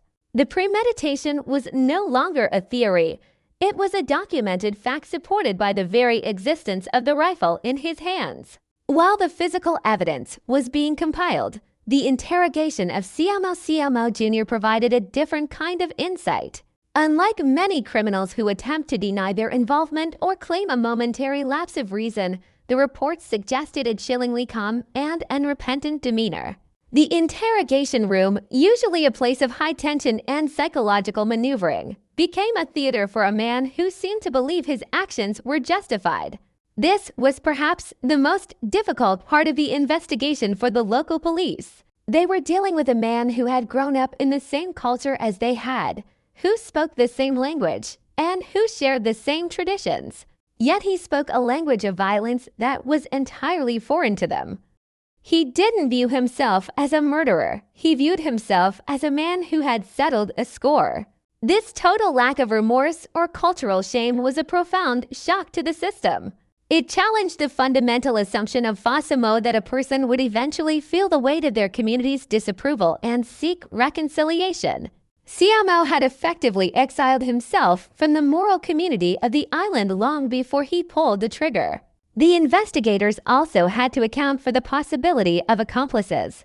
In a culture as interconnected as American Samoa's, it was hard to believe that a man could plan an assassination and acquire a military rifle in total isolation. Detectives spent weeks tracing the movements of CMO's associates and family members in the days leading up to July 22nd. They monitored phone records, analyzed financial transactions, and conducted late-night interviews in various villages. They were looking for a conspiracy, a wider network of anti-government sentiment. What they found, however, was even more disturbing in its simplicity. While many in his circle were aware of his anger and the family's legal struggles, the transition from vocal resentment to homicidal action appeared to be a path CMO had walked primarily alone in his mind. The community had seen the smoke of his anger, but no one had anticipated the fire. This left the police with a terrifying conclusion. The threat was not an organized movement they could dismantle, but a single, radicalized individual who had exploited the territory's inherent trust. Every step of the investigation was under intense public scrutiny. The people of American Samoa were not just spectators, they were participants in the tragedy. Each piece of leaked information, the type of gun, the number of rounds fired, the suspected motive was discussed in every village council and church hall. The pressure on the investigative team was immense. They knew that the case they built would not only determine the fate of one man, but would also serve as the basis for a territorial debate on the death penalty and the future of security on the island. They had to be meticulous. They double-checked every witness statement against the physical evidence, conducted reenactments of the shooting, and sought expert testimony on the lethality of the weapon used. They were building a fortress of facts that would withstand the most intense legal challenges. As the investigation drew to a close, the portrait of the crime was complete. It was a tragedy born of a toxic intersection, a personal family grudge, the accessibility of illegal weaponry, and a complete rejection of the cultural norms that had historically prevented such violence. The knot had been untied, but the truth inside was uglier than anyone had imagined. There was no grand conspiracy, no noble cause, and no justifiable excuse. There was only a man who had chosen to answer legal trouble with a massacre. The detectives handed over their findings to the prosecutors, a massive archive of photos, statements, and forensic reports. They had done their job with professionalism and dignity, but the emotional toll was evident. They had proven how the peace was broken, but the investigation could do nothing to restore it. The file was closed, the charges were filed, and the focus of the territory shifted from the blood-stained parking lot of Fagatogo to the cold, structured interior of the courtroom, where the next phase of this nightmare, the battle for a life justice, was about to begin. The investigation had laid the groundwork, revealing a crime that was not just a murder, but a fundamental assault on the Samoan way of life. It left the islanders with a haunting reality. The murderer was one of their own, the weapon was from a world away, and the victim was the best of them. The depth of the investigative work also revealed the specific movements of Detective Brown in his final moments, highlighting the sheer unfairness of his death. Evidence showed he was in the middle of a routine, helpful conversation, his back partially turned, his stance relaxed, a man who believed he was among friends and neighbors. This detail, more than any other, fueled the anger of the community. It wasn't just that he was killed. It was that he was killed while he was being his best self. The investigation also meticulously documented the injuries of the second officer, whose survival was a testament to his own resilience and the quick thinking of those who helped him, but whose career and life were forever altered by that morning. These details were not just forensic data points. They were the emotional heart of the prosecution's upcoming case. The investigation had successfully converted a chaotic morning of horror into a structured, undeniable narrative of guilt and premeditation, setting the stage for one of the most controversial and significant trials in the history of the South Pacific. The peace of Samoa had been documented as a casualty of war, and the territory now waited to see if the law could provide a remedy for a wound that felt terminal. The transition from the blood-stained pavement of the Fagatogo parking lot to the sterile, heavy atmosphere of the courtroom was a journey that the territory of American Samoa was entirely unprepared to take. When the trial of Siamau Jr. finally commenced, it was not merely a legal proceeding to determine the guilt or innocence of a man caught red-handed. It was a profound and agonizing reckoning for an entire society. The High Court of American Samoa, the very institution where the crime had been committed, became a fortress. The irony was lost on no one. The open, airy, and accessible nature of the court, the hallmark of a society built on trust, had been replaced by unprecedented security measures. Armed guards, metal detectors, and a palpable sense of dread now defined the entrance. The trial represented the first time in over half a century that the death penalty was seriously considered as a sentencing option in the territory, a fact that loomed over the proceedings like a dark cloud. For 50 years, the island had functioned under the assumption that such ultimate punishments were relics of a more brutal past, unnecessary in a culture defined by the restorative justice of Samoa. But the sheer cold-bloodedness of the assassination of Detective Leusilla Brown had forced a terrifying question to the surface. Had the nature of crime on the island changed so fundamentally that the nature of justice had to change along with it? The prosecution began its case by painting a meticulous and chilling portrait of premeditation. They did not just present the facts of the shooting. They presented a narrative of a calculated execution. The central piece of evidence was, of course, the military-style assault rifle. In the quiet confines of the courtroom, the weapon took on an even more sinister quality than it had in the bright sunlight of the parking lot. Prosecutors argued that the choice of this specific weapon was the ultimate proof of intent. You do not bring an assault rifle to a courthouse to settle a minor grievance or to scare someone. You bring it to ensure that no one survives. They meticulously detailed the tactical nature of the attack, how Siamo had approached from a blind spot, how he had leveled the weapon with professional coldness, and how he had unleashed a barrage of high-velocity rounds that left Detective Brown with zero chance of survival. The prosecution framed the act not just as a murder, but as an insurrection against the very concept of the law. By killing a high-ranking detective at the seat of the judiciary, Siamo had attempted to decapitate the island's sense of order. The demand for the death penalty was positioned as the only proportionate response to an act that had struck at the heart of the community's collective safety. The testimony of the witnesses provided the emotional weight that the forensic evidence could not. When the surviving officer, who had been standing beside Detective Brown on that fateful morning, took the stand, a heavy silence descended upon the room. He spoke with a voice that still carried the tremors of that day, describing the sudden, deafening roar of the rifle and the sight of his mentor falling. His presence was a living testament to the lethality of the attack. He was a man who had escaped death by a matter of inches, and his scars, both visible and invisible, served as a haunting reminder of the carnage. Other witnesses, including court employees and ordinary citizens, recounted the paralyzing shock they felt. They described the moment their world changed, the moment they realized that the safety they had taken for granted was an illusion. The prosecution used these testimonies to build a wall of trauma, arguing that the damage Siamo had inflicted extended far beyond the physical body of Detective Brown. He had wounded the psyche of every person on the island, and for that, the prosecution argued, the law must exact the highest possible price. The defense faced an almost impossible task. In a community as small as American Samoa, where the victim was a beloved hero and the crime was witnessed by dozens, the standard strategies of creating reasonable doubt were largely ineffective. Instead, the legal battle shifted toward the morality and the legality of the punishment itself. This is where the trial became a mirror for the territory's soul. The defense sought to humanize Siamo, delving into the family's history of legal struggles and the psychological pressure that had led to his radicalization. They did not deny that he had pulled the trigger, but they questioned whether a society built on the principles of Christianity and Samoa principles of forgiveness, redemption, and the sacredness of life could justify the state-sanctioned killing of one of its own.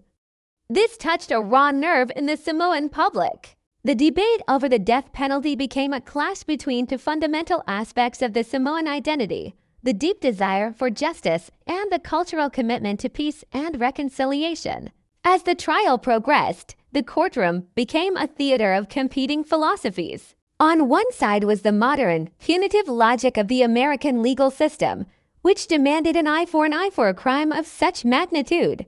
On the other side was the ancient, restorative logic of the islands, which whispered that more bloodshed would not heal the original wound. The judges and the jury were caught in the middle of this existential tug-of-war. They were being asked to decide not just the fate of a man, but the future character of their justice system. If they chose the death penalty, they would be signaling that the era of traditional Samoan peace was over, replaced by a more hardened, mainland approach to crime. If they chose life imprisonment, they risked appearing weak in the face of an unprecedented threat. The weight of this decision was visible on the faces of the jurors, who were local residents, neighbors, and perhaps even distant relatives of the people involved. They were not an anonymous body. They were the community itself, forced to sit in judgment of a tragedy that they all shared. The deliberation period was a time of intense tension throughout the islands. The news from the courtroom was the only topic of conversation in the markets, the churches, and the village meeting houses. There was a sense that the verdict would define the next chapter of American Samoan history. When the jury finally returned with their decision, the atmosphere in the courtroom was so thick with anticipation that it was difficult to breathe. The verdict on the charges was swift and unanimous. Siamo Jr. was found guilty of first-degree murder, attempted murder, and a host of weapons-related offenses. There was no surprise in this. The evidence was overwhelming. However, the true climax of the trial was the sentencing. The jury and the court had to decide whether Siamao would live the rest of his days behind bars or whether he would be the first person in generations to be executed by the state. In the end, the court chose a path that reflected the complex, transitional state of the territory. Siamao Jr. was sentenced to life in prison without the possibility of parole. While the death penalty had been on the table and had been the subject of fierce debate, the final judgment fell just short of that ultimate step. This decision was a profound statement in itself. It acknowledged the supreme gravity of the crime, ensuring that the perpetrator would never again breathe the air of freedom, but it also preserved the island's long-standing tradition of avoiding state-sanctioned killing. It was a heavy sentence, the maximum possible without crossing the threshold into capital punishment. For many, it felt like a balanced act of justice. It honored the memory of Detective Brown by removing his killer from society forever, yet it spared the community the further trauma of an execution. However, the result of the trial was not just a prison sentence. The legal proceedings had exposed deep vulnerability in the American Samoan system. The trial revealed how easily a single, motivated individual could bypass traditional safety nets. It also highlighted the growing divide between the old ways of handling conflict and the new realities of modern violence. Even as Siamao was being led away to serve his life sentence, the territory knew that things could never return to the way they were before July 22nd. The trial had been a successful exercise in legal procedure, but it could not provide the closure that many had hoped for. The death of Detective Brown remained an open wound, and the life sentence of his killer was merely a bandage, not a cure.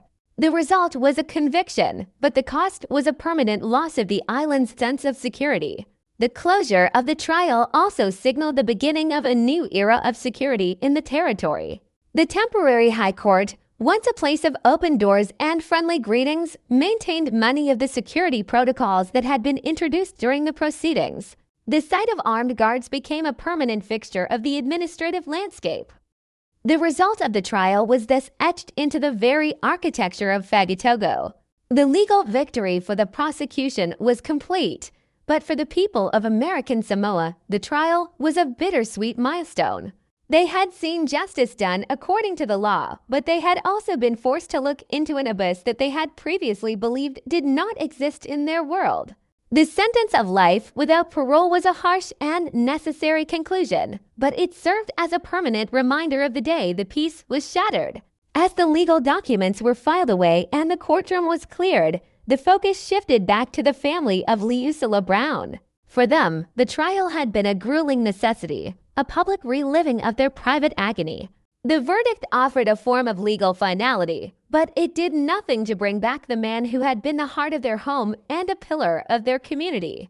The result of the trial was a guilty verdict and a life sentence, but for the Allens, the real result was the realization that their isolation was no longer a shield. The trial of Siamao Jr. was the moment American Samoa was forced to grow up in a violent, modern world, leaving behind the gentle, trusting ways of the past for a future defined by vigilance, fences, and the cold, hard reality of the law. It was the end of a legal process, but only the beginning of a long and difficult journey toward a new kind of peace, one that was no longer taken for granted, but had to be guarded with a newfound and somber resolve. The final gavel strike in the High Court of American Samoa did not bring the immediate sense of relief or the profound closure that the people of Fagatogo had so desperately craved. Instead, it signaled the beginning of a long, quiet era of reflection and a permanent restructuring of the island's communal soul. When the doors of the courtroom finally opened and the spectators spilled out into the humid afternoon air, they were not returning to the same world they had inhabited on the morning of July the 22nd, 2010. The physical landscape of their administrative center had been subtly but fundamentally altered, mirroring the invisible scars that now ran deep through the collective psyche of the territory. The parking lot where Detective Leusila Brown had fallen was no longer just a place to leave a vehicle. It had become a site of historical trauma. A place where the sun seemed to shine a little less brightly and where the air felt perpetually heavy with the memory of a violence that defied the very essence of Samoa. The most immediate and visible consequence of the tragedy was the physical fortification of the island's institutions. For generations, the openness of the public buildings in American Samoa had been a source of pride, a testament to a society that did not fear its own members. But the introduction of a military-grade assault rifle into that space changed everything. In the months and years following the trial, the temporary high court and other government buildings saw the installation of permanent security barriers, the presence of more armed guards, and the implementation of rigorous screening protocols that would have been unthinkable just a decade prior. These were not just functional changes, they were psychological admissions of a new reality. Every time a citizen had to pass through a metal detector or walk past a reinforced fence to seek justice, they were reminded of the day that trust was proven to be an insufficient shield. The architecture of the island began to reflect a new, modern caution, a guardedness that stood in stark contrast to the breezy, accessible tropical aesthetic of the past. The Samoan way was being forced to adapt to a world where the isolation of the Pacific was no longer a guarantee of safety. Within the ranks of the American Samoa Police Department, the loss of Detective Leusila Brown created a vacuum that was both professional and deeply personal. He was not just a senior investigator. He was a living library of cultural knowledge and a master of the delicate art of community mediation. His empty chair in the precinct became a haunting symbol of a lost era of policing. Fellow officers, many of whom had been trained by Brown to rely on communication and respect rather than force, found themselves struggling with a newfound sense of vulnerability. The psychological toll on the force was immense. The officers had to grapple with the reality that one of their own, the most respected among them, had been executed in broad daylight while performing the most routine of duties. This led to a subtle but significant shift in how law enforcement operated on the island. There was more emphasis on tactical readiness, more caution in everyday interactions, and a necessary, albeit tragic, distance that began to grow between the police and the public. The era of the unarmored protector had effectively ended, replaced by a more conventional, more defensive approach to public safety. The survival of the second officer, while a source of immense gratitude, also served as a persistent reminder of the day's horror. His journey toward recovery was a long and agonizing process that played out away from the headlines, but within the close-knit community. His presence was a living testament to the lethality of the weapon used. His physical scars and the trauma he carried were a microcosm of the territory's own wounding. He represented the resilience of the force, but also the fragility of the peace they were sworn to keep. The community watched his recovery with a mixture of hope and sorrow, understanding that while he had survived the bullets, the world he returned to was no longer the one he had been patrolling on that July morning. His experience underscored the what-if that haunted every officer on the island, the realization that in the face of such extreme, premeditated aggression, the old rules of engagement were tragically obsolete. The debate over the death penalty, which had been ignited by the sheer brutality of Siama's actions, left a lasting mark on the territory's legal and moral discourse. Although the court eventually chose life imprisonment without parole, the fact that capital punishment had been seriously considered for the first time in 50 years was a watershed moment. It forced the people of American Samoa to engage in a difficult conversation about their identity. Were they a people defined by the Christian and cultural values of forgiveness and the sanctity of life? Or had the modern world brought crimes so heinous that only the ultimate punishment could suffice? This debate did not end with the sentencing. It lingered in the churches and the village councils, a simmering tension between the traditional desire for reconciliation and the modern demand for a life-for-life justice. The trial had forced the island to look into a mirror and decide what kind of society it wanted to be in the face of unprecedented evil. And the answer was a complex, somewhat uncomfortable compromise that satisfied no one completely but preserved the island's long-standing tradition of avoiding state-sanctioned death. The legacy of Detective Leusila Brown was eventually enshrined in memorials and commemorative ceremonies, but his true monument was the enduring respect held for him by the people he served. His funeral was one of the largest and most somber events in the history of the territory, a massive outpouring of collective grief that brought together high-ranking officials, traditional chiefs, and thousands of ordinary citizens. They came not just to mourn a police officer, but to pay tribute to a man who represented the best of their culture. As flowers were released into the Pacific waters, there was a sense that the community was saying goodbye to more than just a man. They were mourning the death of their own innocence. Brown became a martyr for the old ways, a reminder of a time when a detective could stand in a parking lot and feel safe simply because he was a man of peace. His name became synonymous with the concept of a hero who did not need a cape or a fortress, only a deep love for his people and an unshakable sense of duty. Reflecting on the case years later, the can-do or horrific nature of the crime lies not just in the blood that was shed, but in the calculated betrayal of a community's trust. Siamo Jr. did not just kill a man, he attempted to kill a way of life. By choosing the High Court as his stage and a military-grade weapon as his instrument, he sent a message that the traditional bonds of Samoa were powerless against the cold, mechanical violence of the modern world. This was the SSSPPGCABNUN in the collapse of peace that the islanders had to navigate. The realization that someone from their own soil could harbor such a toxic, alien resentment and channel it into a public execution was a shock from which the territory never fully recovered. It shattered the illusion that their geographic isolation and cultural strength could keep the darkness of the outside world at bay. The crime was a foreign act committed by a local hand, a hybrid of traditional grievance and modern carnage that left the community feeling deeply exposed. The final image of this tragedy is one of contrast and a lingering, somber vigilance. Fagatogo remains a beautiful place, where the sun rises over the harbor and the waves continue their rhythmic pulse against the shore. The people still greet each other with the warmth and respect that defines their culture. But there is a new layer to life there now. It is a layer of awareness, a subtle understanding that the peace they enjoy is no longer a given, but a fragile thing that must be actively guarded. The courthouse, with its new security measures and its history of violence, stands as a permanent reminder of the price of that awareness. The empty chair of Detective Brown is no longer just a source of sadness. It is a call to remember the values he lived by and the cost of the day those values were met with an assault rifle. In American Samoa, there is a saying that people do not fear the darkness, for the darkness is a natural part of the world. What they truly fear is the one who brings the darkness into the light of the sun.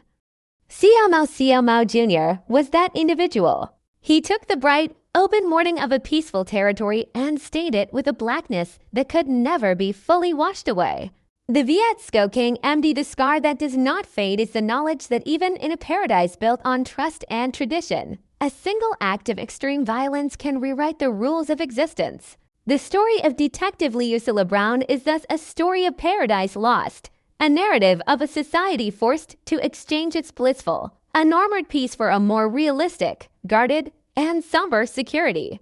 It is a reminder that the greatest threat to a community is often not the storm that comes from the sea, but the hatred that can grow in the shadows of its own heart. As the years pass and the events of July 22nd, 2010 fade into the annals of history, the lesson remains. The peace of Samoa is a precious and beautiful thing, but it is a thing that requires the participation of every soul on the island to survive. When one person chooses to walk away from that peace and embrace the cold logic of the weapon, the entire community pays the price. The memory of Detective Brown continues to serve as a beacon, a reminder of the quiet dignity and the profound connection that once defined the relationship between the law and the people. His life was a testament to the power of trust, and his death was a tragic illustration of its vulnerability. The territory of American Samoa moves forward, carrying its grief and its new security measures, forever changed by the sound of a rifle that shouldn't have been there. Fired by a man who had forgotten who he was, at a hero who knew exactly what he stood for. The sun still shines on Fagatogo, but it shines on a community that has learned, through the most painful experience possible, that the light must be protected with a resolve as deep as the ocean that surrounds them. The resonance of a single event can often be measured by the length of its shadow, and in American Samoa, the shadow of July the 22nd, 2010 stretches far into the future. touching every aspect of life in the territory long after the immediate shock has subsided and the legal files have been archived. To truly conclude the story of Detective Leusilla Brown, one must look beyond the courtroom verdict and the life sentence into the quiet, everyday moments where the loss is still felt and the lessons are still being learned. This final chapter of the narrative is not about the mechanics of the crime itself, but about the profound afterlife of the tragedy, the way a community remembers its fallen, the way a culture adapts to collective trauma, and the way a society tries to reconcile its peaceful, traditional past with a more complicated, globalized, and dangerous present. The silence that now hangs over the High Court in Fagatogo during the early morning hours is qualitatively different from the silence of the years before the shooting. It is a heavy, watchful silence, born of the somber realization that their island home is no longer as small or as safe as they once collectively believed. The enduring legacy of Detective Leusilla Brown is not found in the cold transcripts of the trial or in the police reports that detailed his final moments, but in the living memory of the people he spent his life protecting. In the decade following his death, Brown has transitioned from a respected senior officer into a foundational figure of modern Samoan history. He is remembered not as a victim of a senseless shooting, but as the final sentinel of an era of absolute trust. His name is spoken with a unique blend of reverence and sorrow in the village fails and the government offices alike. For the younger generation of officers entering the American Samoa Police Department, the story of Detective Brown is a central part of their education. He is held up as the gold standard of what it means to be a servant of the people, a man who understood that his true power lay not in the weapon on his hip, but in the depth of his character and his connection to the community. Yet, this education is now tinged with a necessary caution. The Brown legacy is a bittersweet one, teaching new recruits that while they must strive for his level of empathy and cultural integration, they must also remain vigilant against the unthinkable. The physical presence of the High Court in Fagatogo has become a permanent memorial to this shift in consciousness. While the building continues to serve its administrative and judicial functions, it has become a wounded space in the eyes of many. The security measures that were initially introduced as temporary emergency responses to the shooting have become part of the island's permanent infrastructure. The fences, the checkpoints, and the armed presence are now as much a part of the landscape as the surrounding volcanic hills. To a visitor, these might seem like standard security protocols found in any government center, but to the locals who remember the time before 2010, they are constant, visible reminders of a lost innocence. The architecture of Fagatogo has been forced to absorb the reality of the assault rifle, creating a visual dialogue between the traditional openness of the islands and the defensive necessities of the modern age. This physical transformation serves as a daily prompt for reflection, ensuring that the sacrifice of Detective Brown is never forgotten, even as it signals a permanent departure from the old ways of civic life. The legislative and policy ripple effects of the case have also been profound, particularly regarding the presence of high-powered weaponry in the territory. The shock of seeing a military-style rifle used in a public execution led to a comprehensive re-evaluation of gun control and border security in American Samoa. The territory, which had historically felt insulated from the gun violence epidemics of the United States mainland, was forced to confront the reality that its borders were porous to the toxic elements of modern crime. The investigation into how Siamo Jr. acquired his weapon sparked a long-term effort to tighten customs inspections and enhance cooperation with federal agencies. The tragedy of July 22nd served as a brutal wake-up call, proving that the ocean was no longer a sufficient barrier. This shift toward a more militarized and vigilant border is perhaps one of the most significant, yet least discussed, consequences of the case. It represents a fundamental change in how the territory views its relationship with the outside world, moving from a posture of welcoming isolation to one of cautious, defensive engagement. Beyond the legal and physical changes, the case of Siamo Jr. remains a central point of reference in the ongoing cultural dialogue about Samoa and the influence of the West. The tragedy forced the community to ask difficult questions about the limits of traditional reconciliation. In a culture that prizes the restoration of harmony above all else, how does one handle an individual who completely rejects the communal code? The trial and the subsequent life sentence were a victory for the rule of law, but they left a lingering sense of cultural displacement. There is a feeling that a piece of the Samoan soul was lost that day, a piece that believed every conflict could be settled through dialogue and respect. The strange gun was not just a weapon. It was a symbol of an individualized, vengeful mindset that is fundamentally at odds with the collective spirit of the islands. This tension remains a part of the territory's contemporary identity as it continues to balance its ancient traditions with the harsh requirements of a modern justice system. The family of Detective Leusilla Brown has carried their grief with a dignity that has deeply moved the entire territory. Their journey has been a public one, as the community looked to them for cues on how to process the trauma. Their ability to persevere, to honor Leusilla's memory through service and continued involvement in the community, has been a source of strength for many. Yet, their private loss remains immeasurable. No legal verdict or commemorative ceremony can replace the husband, father, and grandfather who was taken from them in a moment of senseless violence. Their presence in the community serves as a living bridge between the tragedy and the future, a reminder that the true cost of crime is always measured in the broken hearts of those left behind. For the people of American Samoa, the Brown family represents the resilience of the human spirit in the face of unimaginable darkness. As we look back on this case from the perspective of more than a decade, the true crime element of the story begins to fade, replaced by a deeper, more philosophical narrative. The assassination of Detective Brown was not just a murder. It was a collision between two different worlds. It was the moment the 20th century's lingering peace was finally and violently overtaken by the 21st century's globalized volatility. The story serves as a cautionary tale for all societies that believe their traditions and their geography can protect them from the darker impulses of the human heart. It is a reminder that peace is not a static condition, but a fragile agreement that must be renewed every single day.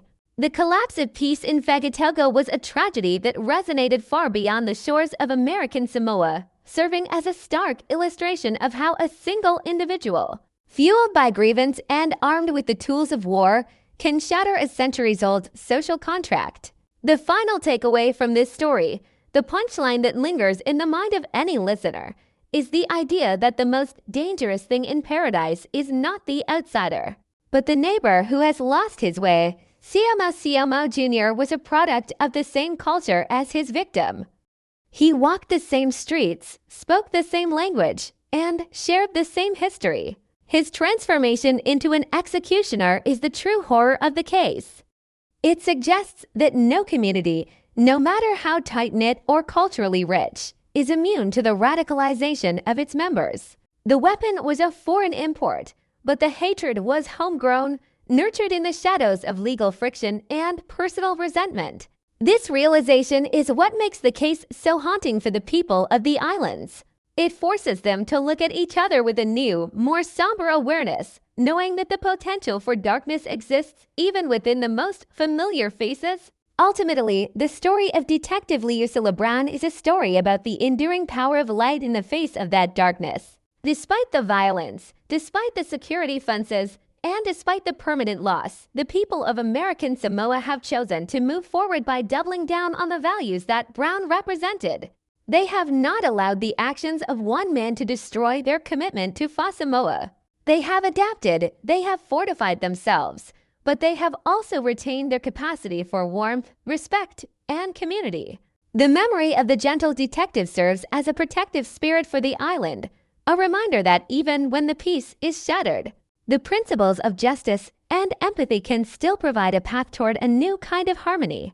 The sound of the assault rifle in the parking lot was a strange gun indeed, but the voice of the community in the years since has been a familiar and powerful chorus of resilience. In the final assessment, the events of July 22, 2010 have become a part of the genetic code of American Samoa. It is a story that will be told to future generations, not to scare them, but to prepare them. It is a narrative of a paradise that was lost, but a community that was found. The Vietsko King emptied the scar that does not fade is not a mark of shame, but a mark of experience, a sign of a society that has faced its greatest fear and emerged with its core values intact.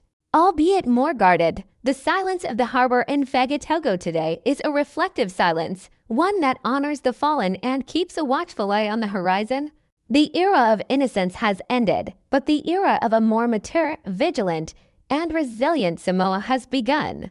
Detective Leusilla Brown, standing in the bright morning sun of our collective memory, remains the ultimate symbol of that journey, a man of peace who became a casualty of war, and in doing so, ensured that his people would never again have to face the darkness unprepared.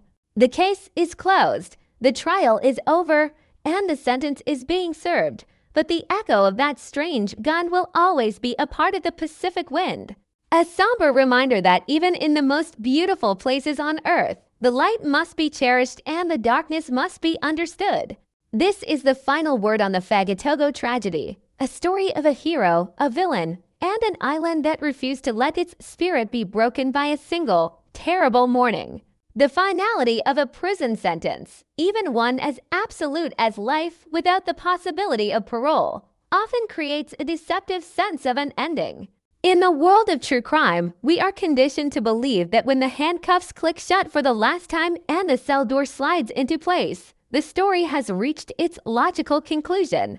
But as we stand here, years removed from that shattering July morning in Fagatogo, it becomes increasingly clear that the story of Detective Leusilla Brown and the strange gun that took his life is not a closed book, but a permanent part of the landscape of American Samoa. It is a narrative that has seeped into the soil, into the coral reefs, and into the very way the people of these islands perceive the concept of safety.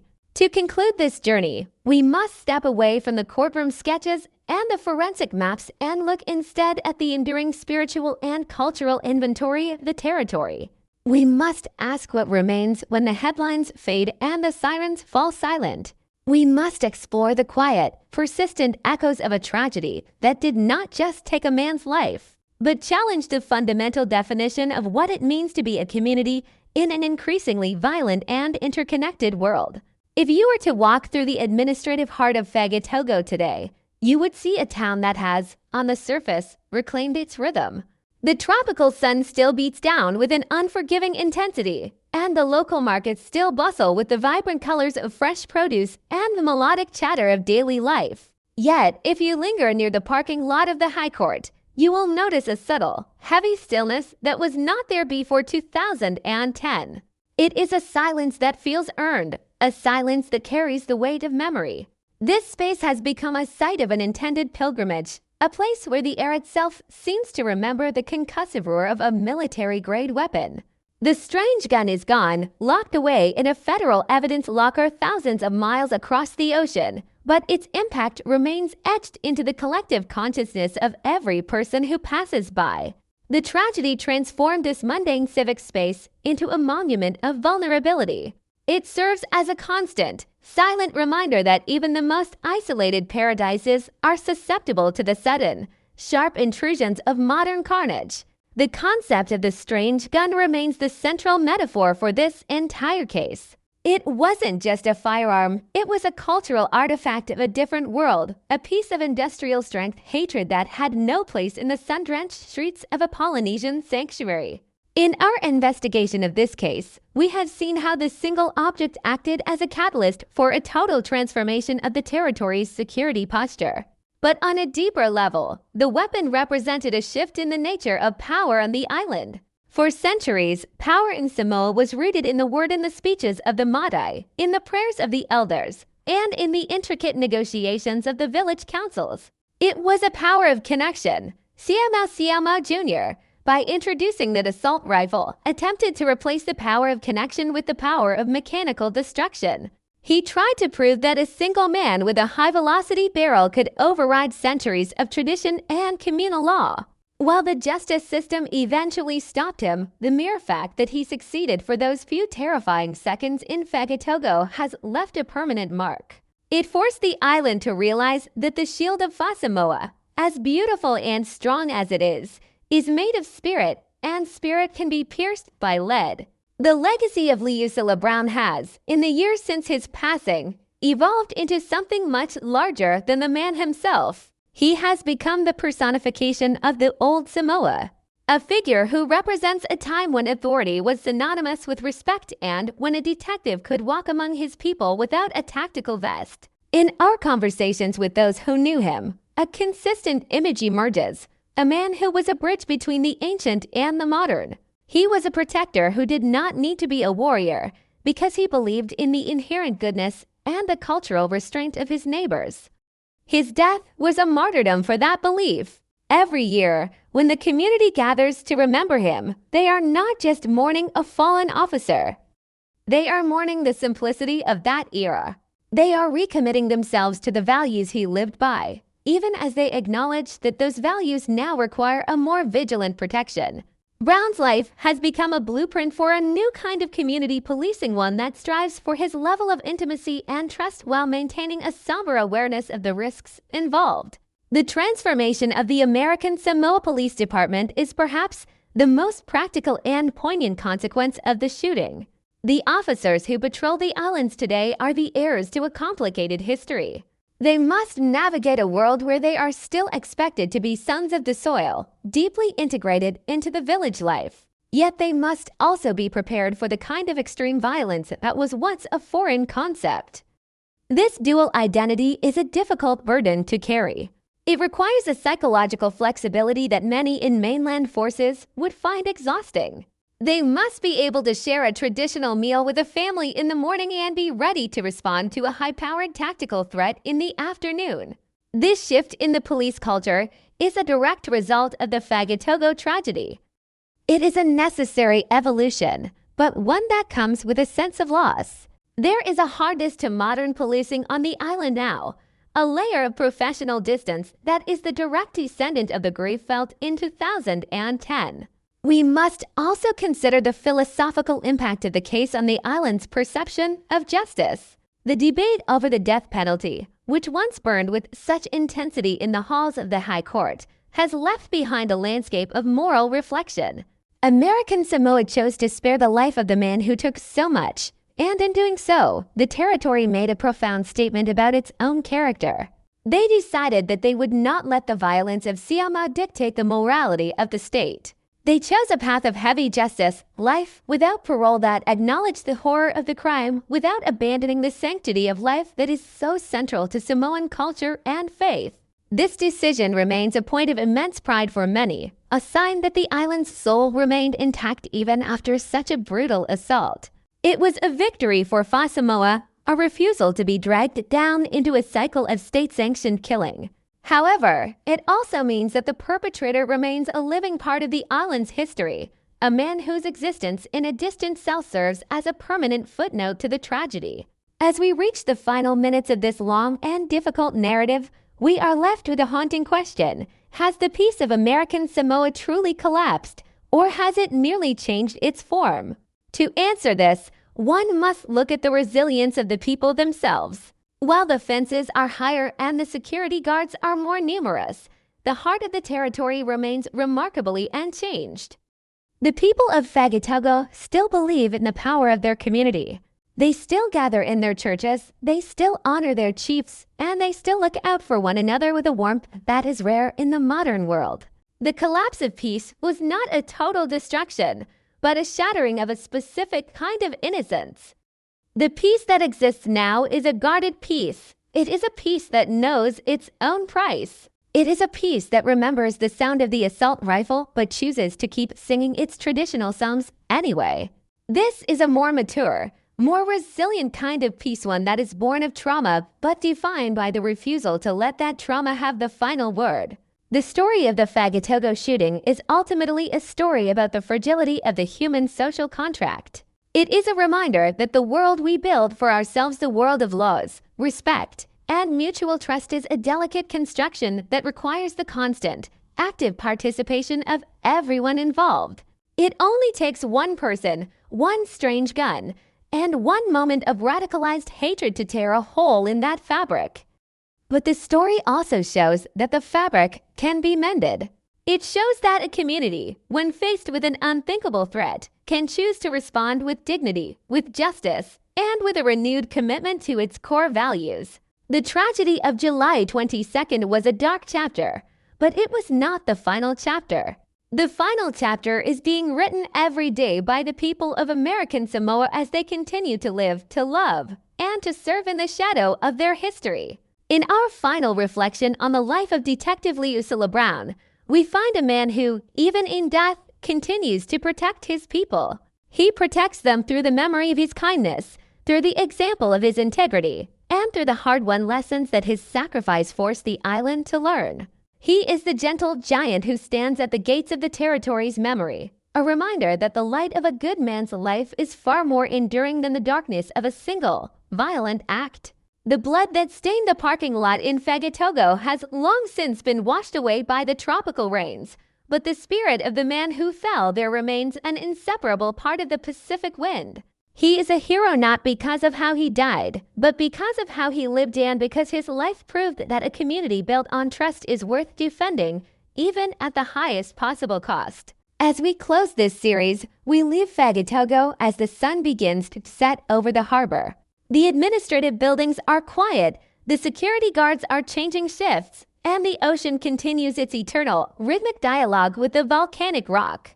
There is a peace here, but it is a somber, knowing peace. It is the peace of a people who have looked into the abyss and chosen to turn back toward the light. We don't fear the darkness. The saying goes, we fear the one who brings it into the sun. But perhaps there is a second half to that wisdom. We don't fear the darkness, because we have seen the light of men like Liusila Brown, and we know that as long as that light is remembered, the darkness can never truly win. This has been the story of a strange gun in a beautiful land, a story of a lost innocence and a found resilience. It is a story that ends as all Samoan stories do, with the enduring strength of the family, the culture, and the land. Thank you for joining us on this journey through one of the most profound and challenging cases in the history of the South Pacific. The files are closed, the evidence is locked away, and the man in the cell will remain there for the rest of his days. But the memory of Detective Liusila Brown and the lessons of that July morning in Fagatogo will live on in every heartbeat of the islands. They are the Viet Skokang MD, the scars that do not fade, but they are also the marks of a survivor territory that was tested by the unthinkable and emerged with its soul intact. As the waves roll in from the vast Pacific and the stars begin to appear over the harbor, we say goodbye to Fagatogo, leaving it with its memories, its guardrails, and its enduring, beautiful hope. The story is over, but the peace, the new, guarded, resilient peace continues. This is the final word on the Fagatogo tragedy, a story of a paradise that learned to protect itself without losing its heart. Good night, and may we all find a way to guard the light in our own corners of the world. As the tide of time continues to pull the events of July the 22nd, 2010 further into the past, we are left to contemplate the permanent transformation of a paradise that once believed its own isolation was its greatest defense. The murder of Detective Liusila Brown remains the most significant and jarring event in the modern history of American Samoa, not merely because of the loss of a singular, respected life, but because it served as the definitive moment when the outside world's most brutal realities finally breached the shore. In the years since the trial of Siamo Jr., the territory has had to navigate a difficult and often painful path toward a new type of normalcy. This is a normalcy defined by a loss of innocence, a state where the residents of Fagatogo and the surrounding villages have had to reconcile their ancient, communal identity with the cold, mechanical violence that was once thought to be a mainland American phenomenon. The story of the strange gun in the heart of the Pacific is a haunting meditation on the fragility of peace and the heavy price of vigilance in an increasingly connected and volatile world. To walk the streets of Fagatogo today is to witness the physical manifestation of this transition. The administrative center, once characterized by its open walkways and the casual, unhindered movement of its people, now bears the marks of a modern security state. The High Court, the site of the tragedy, is no longer just a temple of justice. It is a fortified institution. The presence of metal detectors, reinforced entryways, and armed personnel is a constant, silent testament to the morning the peace was shattered. These are the Viet Skokang empty, the scars that do not fade, etched into the very architecture of the island. For many who remember the time before 2010, these security measures are a source of lingering sorrow. They represent a fundamental shift from a society that operated on the principle of mutual trust to one that must now operate on the principle of precautionary defense. The fall of peace was not a metaphorical concept. It was a literal restructuring of the Samoan environment, a realization that the invisible shield of Samoa was no longer sufficient to protect the people from the darkness that humans are capable of carrying within them. The concept of the strange gun remains the most powerful symbol of this entire tragedy. In a territory where firearms were largely restricted to hunting rifles and where violence was typically settled with the hands or with words, the appearance of a military-grade assault rifle was a profound cultural shock. It was an object that felt entirely alien to the tropical landscape, a piece of industrial brutality that contrasted sharply with the vibrant colors and rhythmic life of the islands. The rifle was not just a weapon of murder, it was a weapon of cultural disruption. It introduced a level of lethality and premeditation that the local community was psychologically unprepared to process. The investigation's discovery that such a weapon could be smuggled into their sanctuary was a turning point for the territory's policy, leading to a permanent increase in border security and a more militarized approach to public safety. The strange gun proved that the Pacific Ocean, for all its vastness, was no longer a barrier against the violent trends of the mainland. It signaled that American Samoa was now part of a global landscape of risk, forced to adopt the defensive postures of the world it had once felt so separate from. The legacy of Detective Leusila Brown has grown into a cornerstone of the island's collective memory. He is no longer just a man who was killed in the line of duty. He has become the personification of the old Samoa, a figure who represents the era of unarmored protection and communal harmony. His death is viewed as the ultimate sacrifice for the values of Samoa. In the decade following the shooting, his story has been told to new generations of police officers as both an inspiration and a warning. He is the standard to which they all aspire, a man of deep empathy, cultural wisdom, and unshakable integrity. But his death also serves as the reason they now wear tactical gear and follow more rigid security protocols. The Brown legacy is a complex one, a bridge between a past that prioritized trust and a future that requires armor. Every memorial service held in his honor is a moment for the community to recommit to his ideals of service, even as they acknowledge that the world he policed has changed forever. The philosophical weight of this case lies in the realization that the threat did not come from an outsider, but from within. Siamau Jr. was a son of the soil, a man who grew up within the same cultural framework as his victim. His decision to answer a legal grievance with a public execution was a betrayal of the most sacred bonds of Samoan society. It challenged the idea that the communal identity of the islands could prevent such radicalization. The kindor horror of the case was the realization that a homegrown hatred could find the tools of modern warfare and use them against the very heart of the community's justice system. This has left a lingering, somber awareness in the minds of the people. They now understand that the peace they cherish is a fragile thing, dependent not just on their traditions, but on the constant vigilance against the radicalization of their own members. The tragedy forced American Samoa to look inward and confront the dark possibilities that can arise when personal resentment is allowed to override cultural conscience. The decision of the court to sentence Siamau to life without parole rather than the death penalty remains one of the most significant moral victories in the territory's history. It was a moment where the community, despite its immense grief and anger, chose to uphold the values of forgiveness and the sanctity of life that are central to their faith and their culture. By refusing to meet state-sanctioned killing with a private killing, the people of American Samoa preserved their moral center. They proved that while their peace could be shattered, their soul could not be corrupted. This decision serves as a permanent reminder that justice in the islands is not just about punishment, but about maintaining the integrity of the community. Siamau remains in a cell, a living footnote to a tragedy, while the island moves forward, having chosen a path that honors the peaceful legacy of Detective Brown. As we conclude this long-form exploration of the Fagatogo tragedy, we are left with a final, evocative image of the territory today. The sun still rises over the deep, volcanic harbor, casting a golden light over the administrative center and the surrounding villages. The people still gather for church, for village councils, and for the simple pleasure of a shared meal. The warmth of the Samoan spirit remains the most powerful force on the island. But there is a new layer to this beauty, a layer of resilience that has been forged in the fires of trauma. The people of American Samoa are no longer the innocent islanders of the past. They are a sophisticated, vigilant community that has learned the true cost of security. They understand that their peace is a hard-won victory, something that must be nurtured and protected every single day.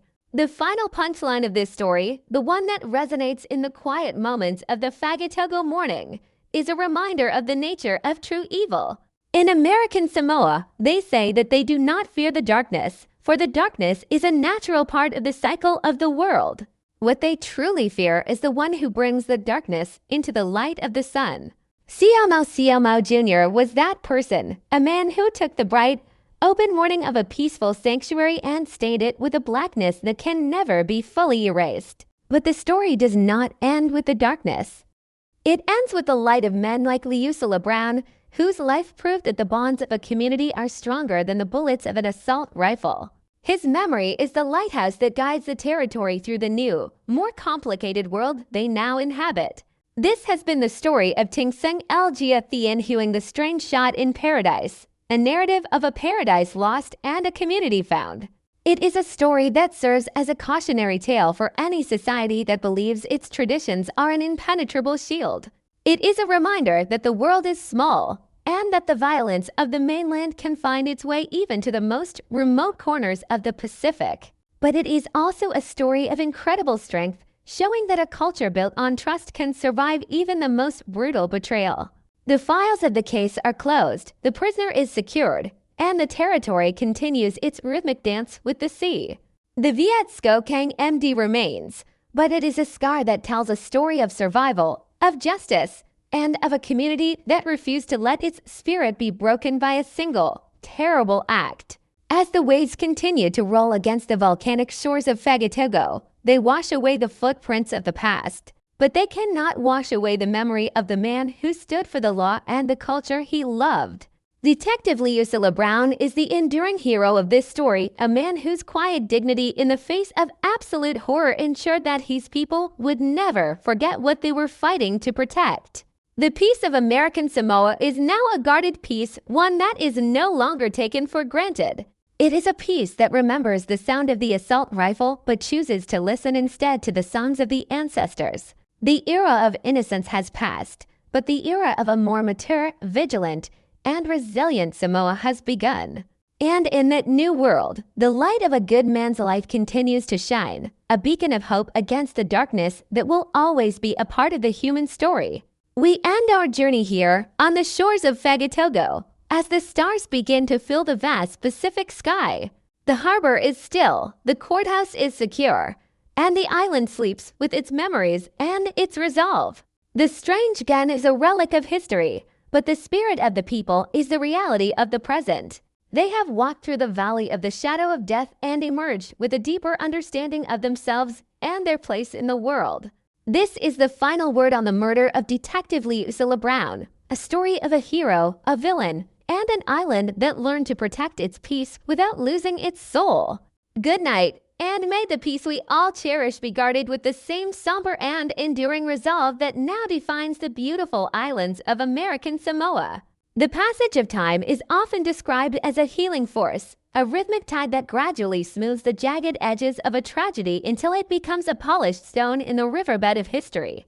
But in the territory of American Samoa, the memory of July the 22nd, 2010, does not behave like a stone worn smooth by the water. Instead, it remains a vibrant, sharp, and deeply influential presence in the lives of those who inhabit the islands. As we reach the final movement of this narrative, we find ourselves standing at the intersection of what was lost and what was forged in the fires of that terrible morning. The murder of Detective Leusilla Brown was not just a historical event that was investigated, prosecuted, and concluded. It was a profound rupture in the continuity of a civilization. To understand the true depth of this story, we must move beyond the finality of the courtroom and look at the invisible architecture of a society that has been forced to redefine its own concept of peace. The story of the strange gun and the hero who fell before it is a testament to the fact that while a single act of violence can shatter a sanctuary, the response to that violence is what determines the ultimate fate of a culture. The most enduring consequence of the Fagatogo tragedy is the permanent alteration of the psychological landscape of American Samoa. Before that morning, there was a deeply held, almost subconscious belief that the island's geographic isolation and its adherence to the principles of Samoa created an impenetrable barrier against the extreme violence of the modern world. This was a place where the social contract was written in the language of respect and familial obligation. The appearance of a military-grade assault rifle in the hands of a local man changed that perception forever. It introduced the terrifying reality that the tools of war could be imported into a sanctuary of peace, and that the grievances of a single family could escalate into a public execution. The strange gun was the physical manifestation of a globalized threat, a cold, metallic intruder that proved no island is truly an island in the 21st century. This realization has left a lingering, somber awareness in the hearts of the islanders. They still live with the warmth and the openness that defines their culture, but it is now a warmth that is tempered by a newfound understanding of vulnerability. They have learned that peace is not a passive state of being, but a fragile agreement that must be actively guarded with vigilance and resolve. The physical presence of the High Court in Fagatogo today serves as a permanent memorial to this transition. Every reinforced gate, every armed security officer, and every procedural barrier is a direct descendant of the grief felt on that July morning.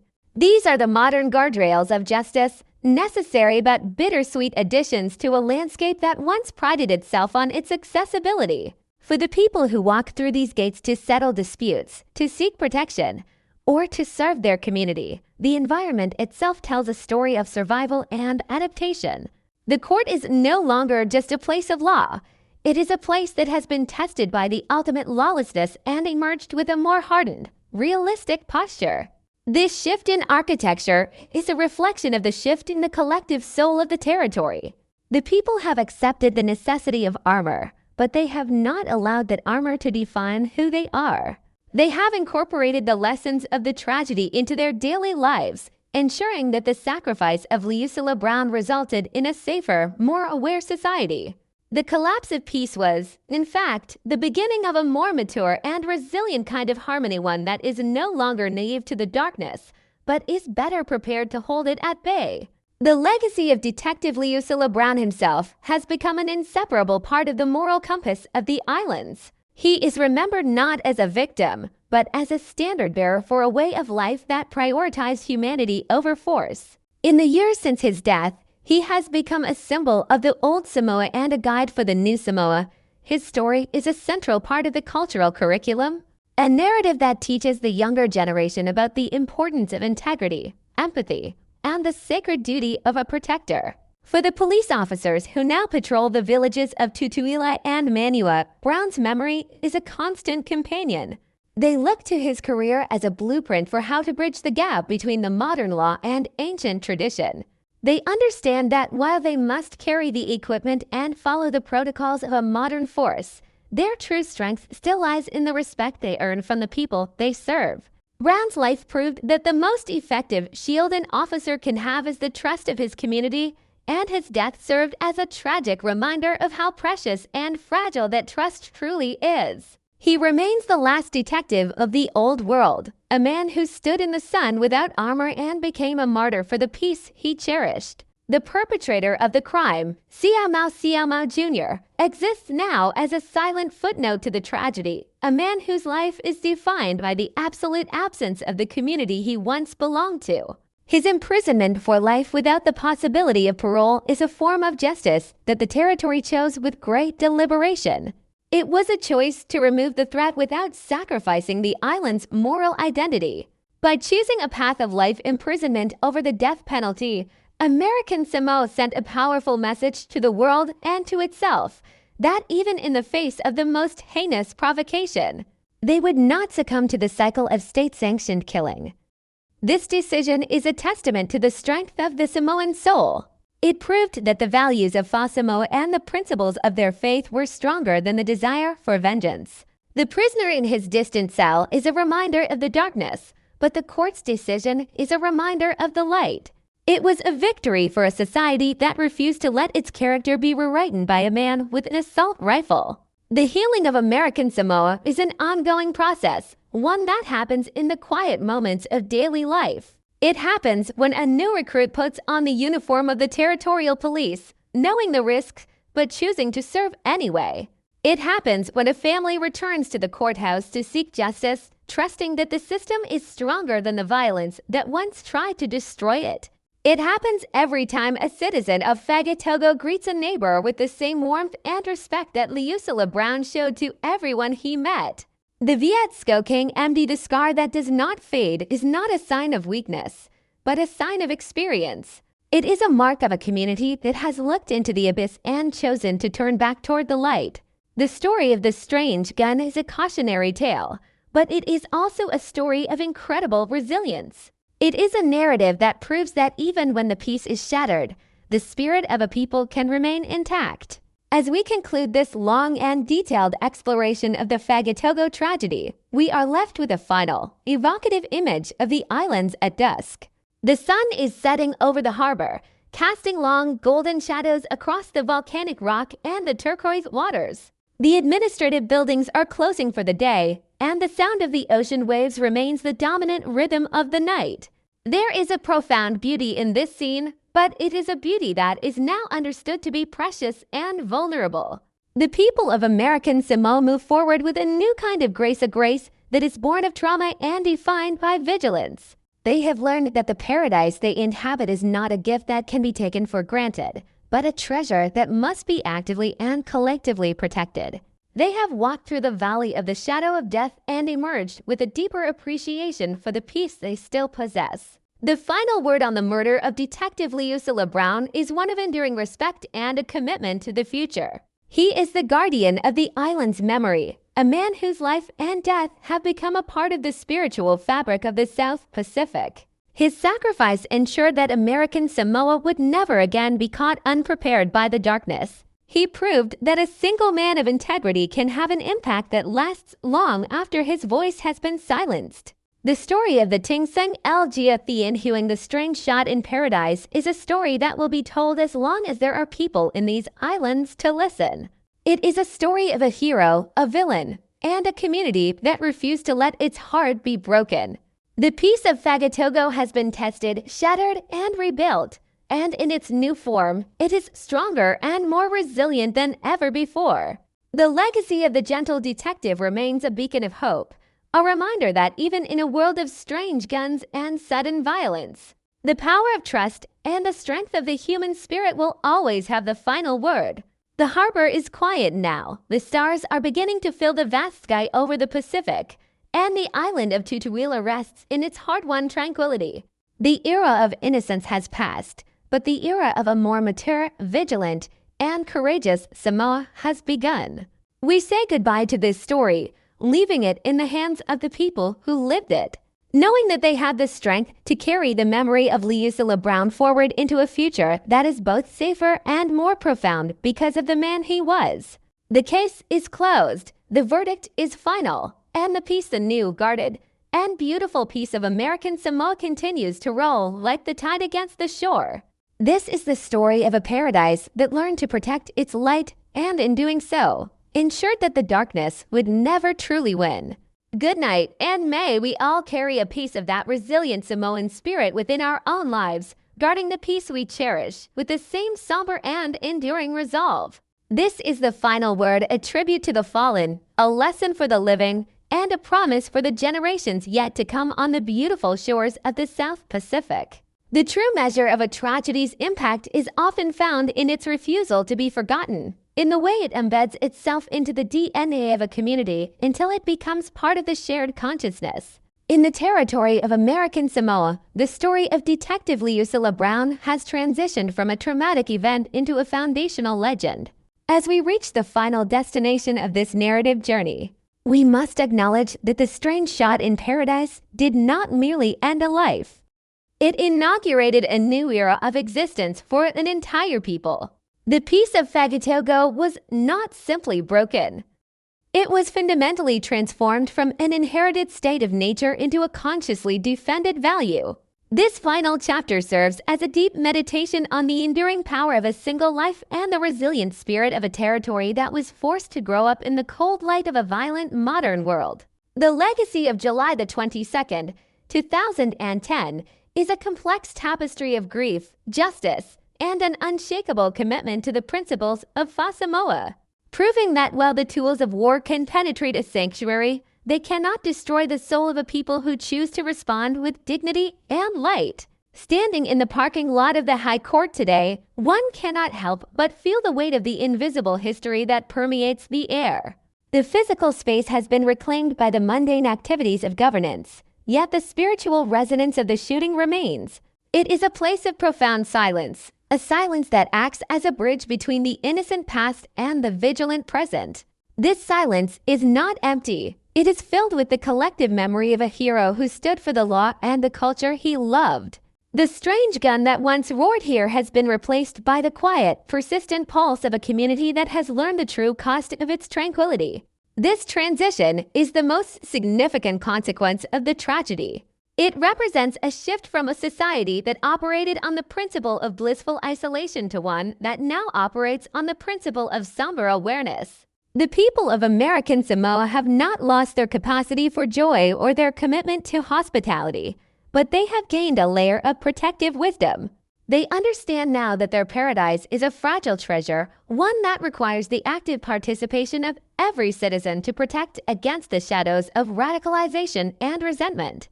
The fortification of the island's institutions remains a visible and permanent reminder of this new reality. The security gates, the checkpoints, and the presence of armed guards are no longer seen as alien intrusions, but as necessary components of a modern justice system. They are the physical manifestations of a lesson learned in blood. Every time a citizen passes through these barriers, they are participating in a ritual of remembrance. They are acknowledging that the world has changed and that the territory must change with it.